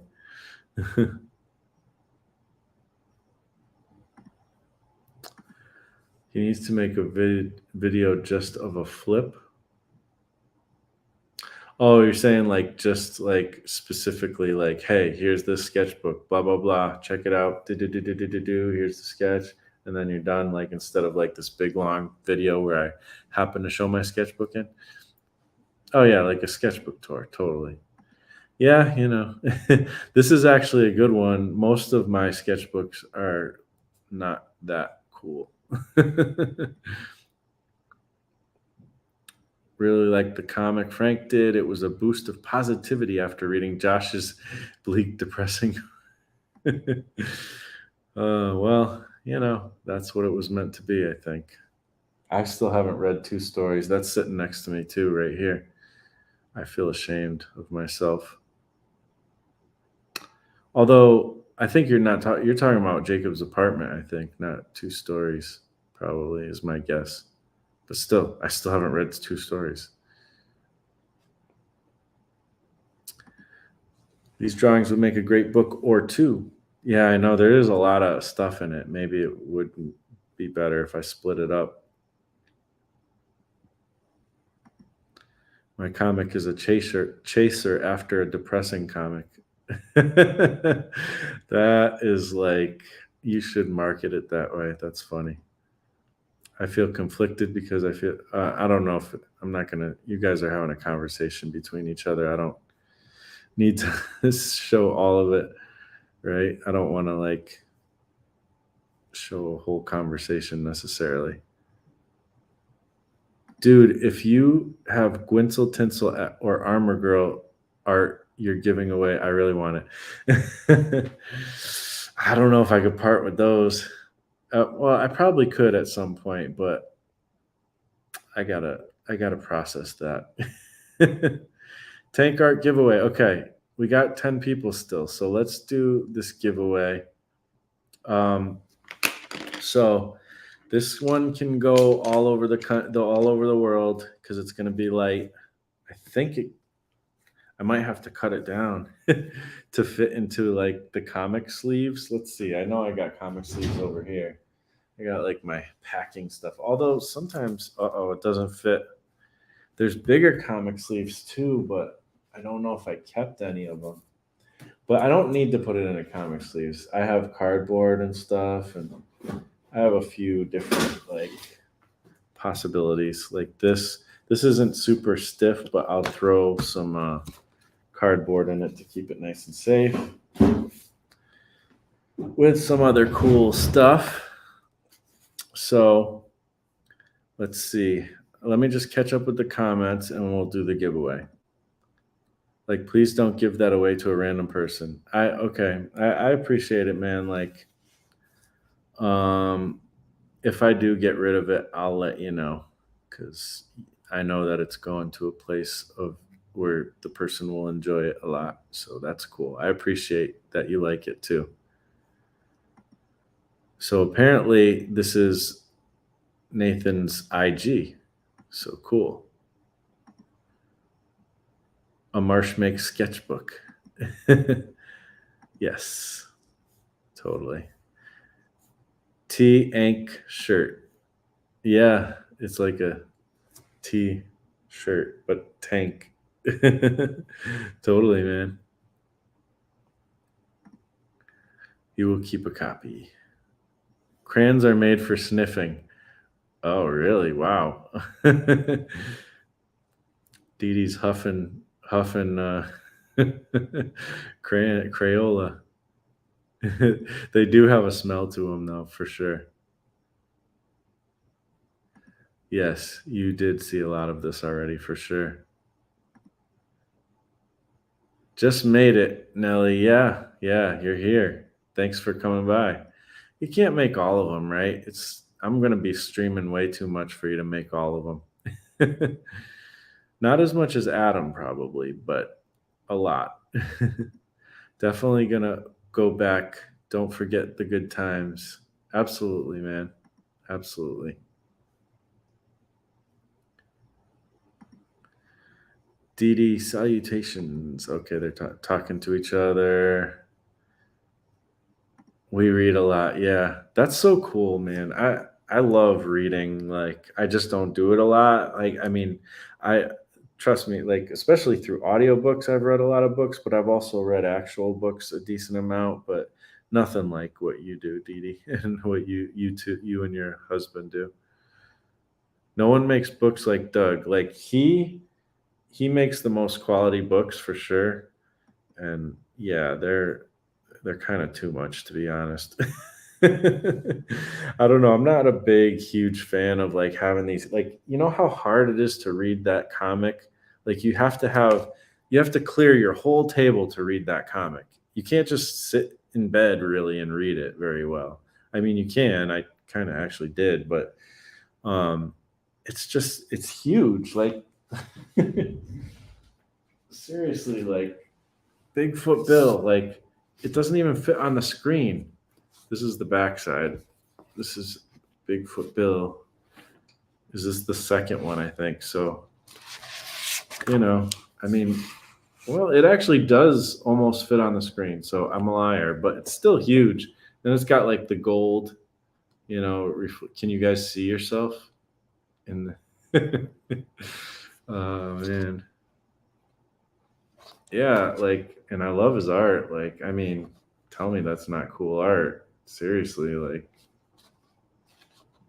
yeah. Doug rocks it with the art skills and story skills for sure. And he has like painted covers and extras, and like there's extra comics with the comic. Yeah, love me some Doug Tenaple. Me too. Do do do do. Tank a Pazer. I don't know what that means, but yeah, watercolor. Panzer. Oh, okay. I don't know what Panzer is either. Good choice skipping that part. I'm trying to remember what part I skipped, but I misunderstood and thought you had said Armor Girl stuff was part of what you were giving away. I am definitely not asking you to part with it. Oh yeah, no problem. I don't take offense or anything, but or like yeah. Honestly, like you saying that was like, huh, that's interesting that. But yeah, I mean, yeah, it's all good, man. Still like your Jedi versus monster horror supernatural paranormal idea, Marsh.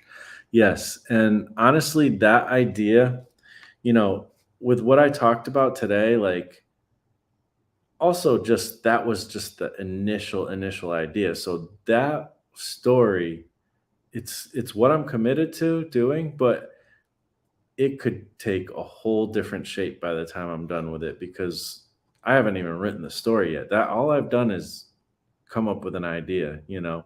It could become a whole different beast, you know, which is fine. Like that's you don't want to hold anything too precious when you're creating a story, I don't think. Do do do do do. Oh, these adult things are back, huh? Block.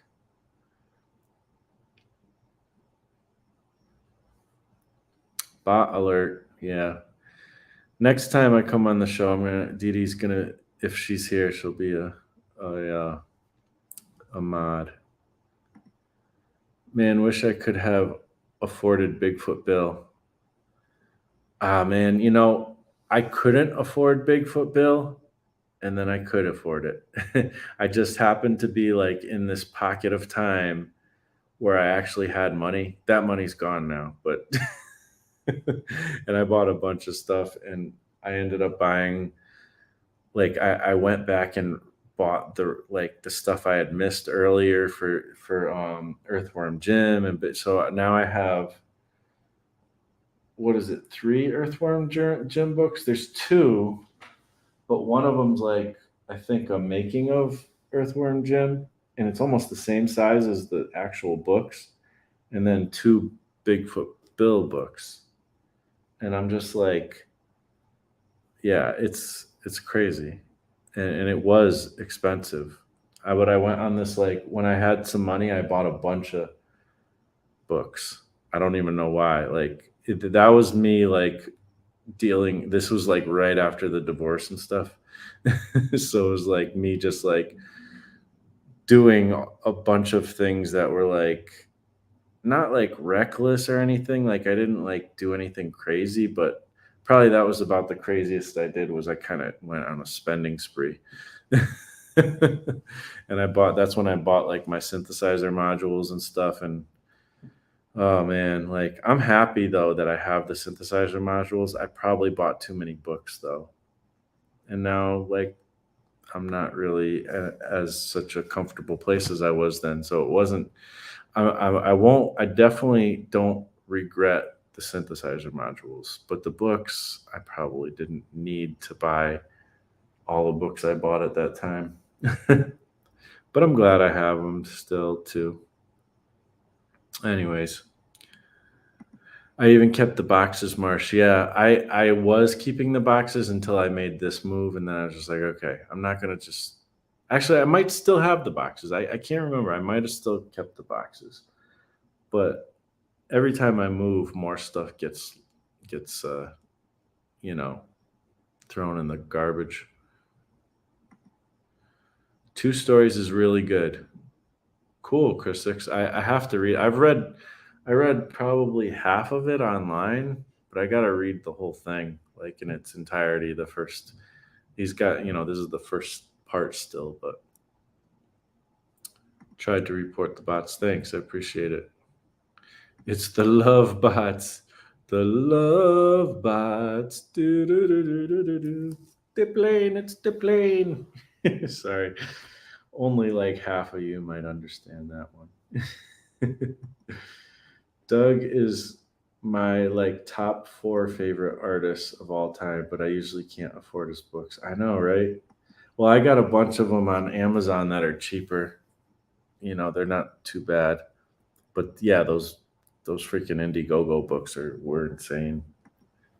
Like, trying to get them all and kind of collect them all. I probably won't be buying another one.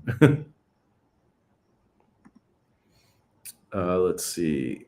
Never did beat Earthworm Jim on Sega Genesis.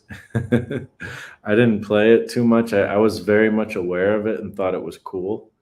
I think I played a little bit, but I didn't have Sega Genesis, so I noticed that spending spree, Marsh. So, oh, cool. Yeah, I definitely had a spending spree. Oh my goodness. Yeah, I was going through a hard time for sure. All right, cool. Let's do this giveaway. We got 11 people here. Who's going to win it? 1 through 25. Wait until I type go. Write your number, and whoever's closest to the number I generate randomly through the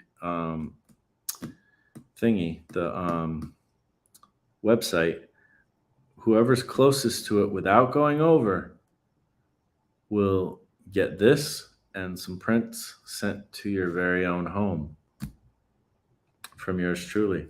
And so yeah, I'll type go in the comments. When I do that, you can do it, and then you can put your number in. Only put your number once.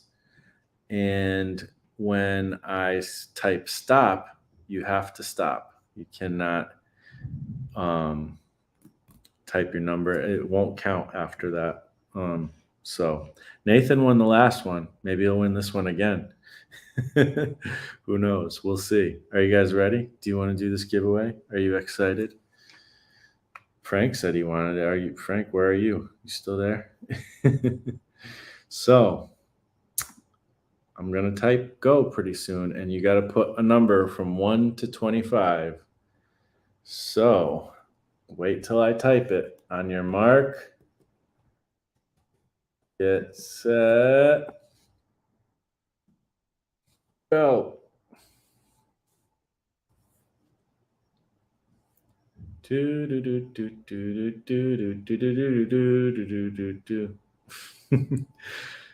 It's a Thanksgiving Christmas special. I don't know. I'm trying to do it. All right. It looks like we got probably most of the numbers, but we're going to have a couple more seconds here. I'm going to do a little countdown.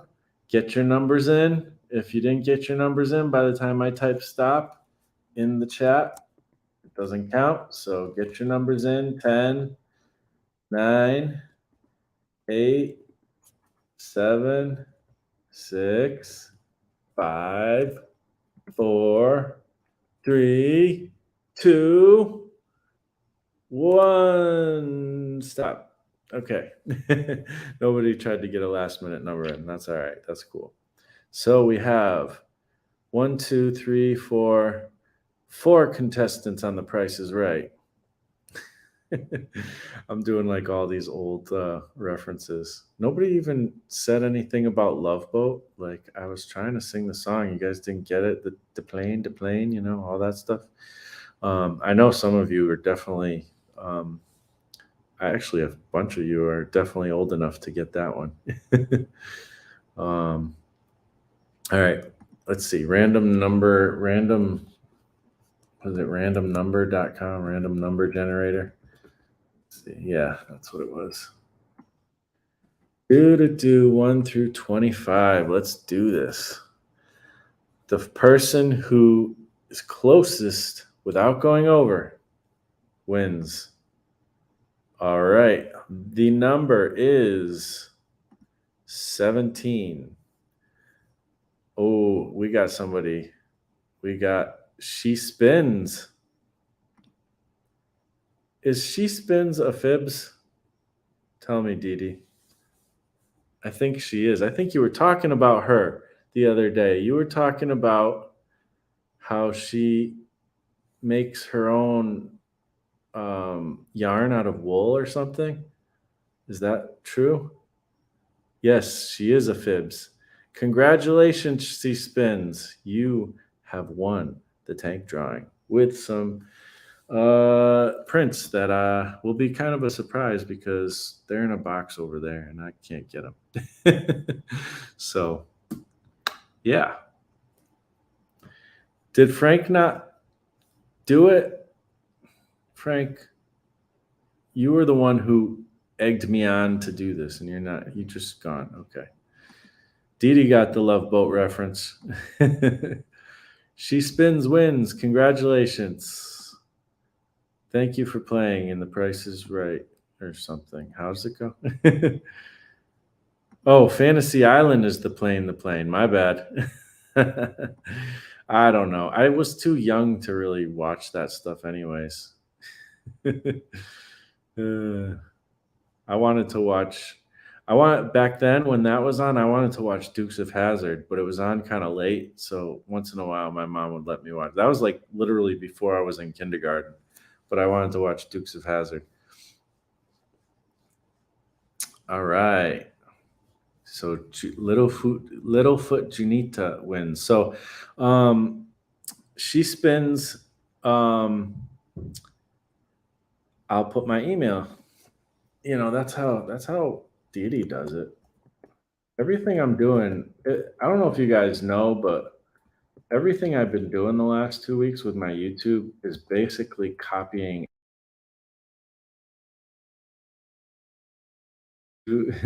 What would Didi do? That's what I'm gonna do for my YouTube.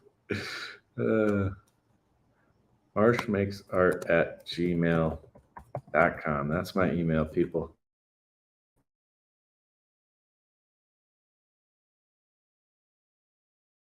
Go ahead and send your info if you trust me. You can trust me. Didi know Didi can vouch for me. You can trust me. I'm not a creepy dude. Um, and I'll send you some stuff, and that'll be fun. Do do do do. I need to get a PO box. I like that. I tried to get one the other day, and they didn't have any available at the post office. It was a small post office, so I gotta find a different one. Frank the Tank. Yes, that's you. You're the one who takes wool and creates yarn. That's freaking awesome. I gotta check that out.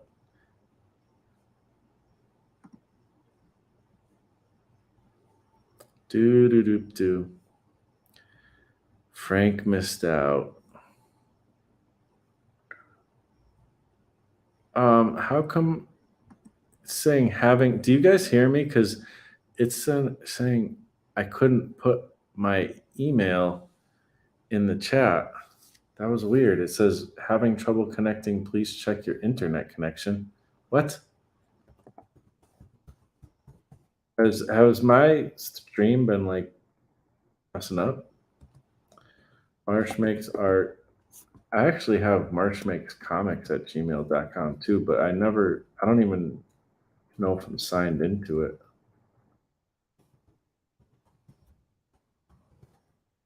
I should use that though.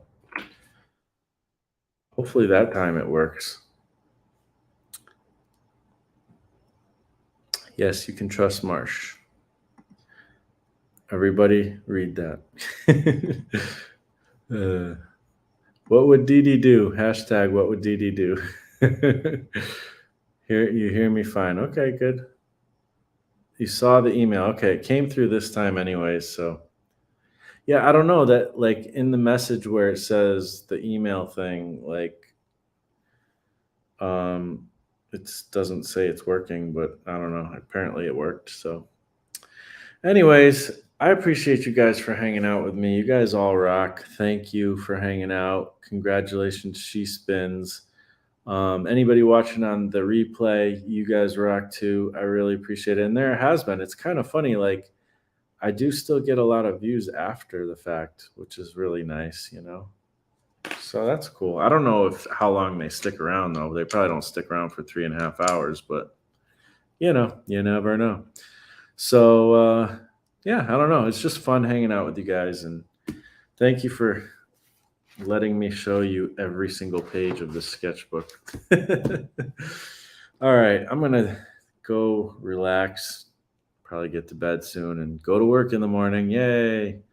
So hope you guys have a great night. Hope you have a great Friday and a great weekend. I'll probably be back on Saturday, is my guess. I've been doing these like pretty much every other day. Um, Tomorrow I got plans, so I'm not gonna be streaming tomorrow, but that's all right. And Sunday I got plans too. It's my mom's birthday. It's my mom's birthday on Sunday, so we're gonna go to church, hang out, celebrate, and it'll be fun. So yeah. Anyways, probably Saturday will be a video. Oh, also Adam has a karaoke video on Saturday, which is gonna be awesome. So check that out. And there was a very loud sound up here, so that's crazy.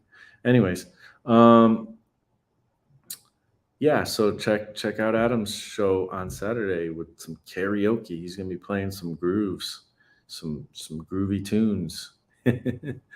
So thank you, sir. Thank you, everybody, for hanging out. All right, I'm going to end it. See you guys later.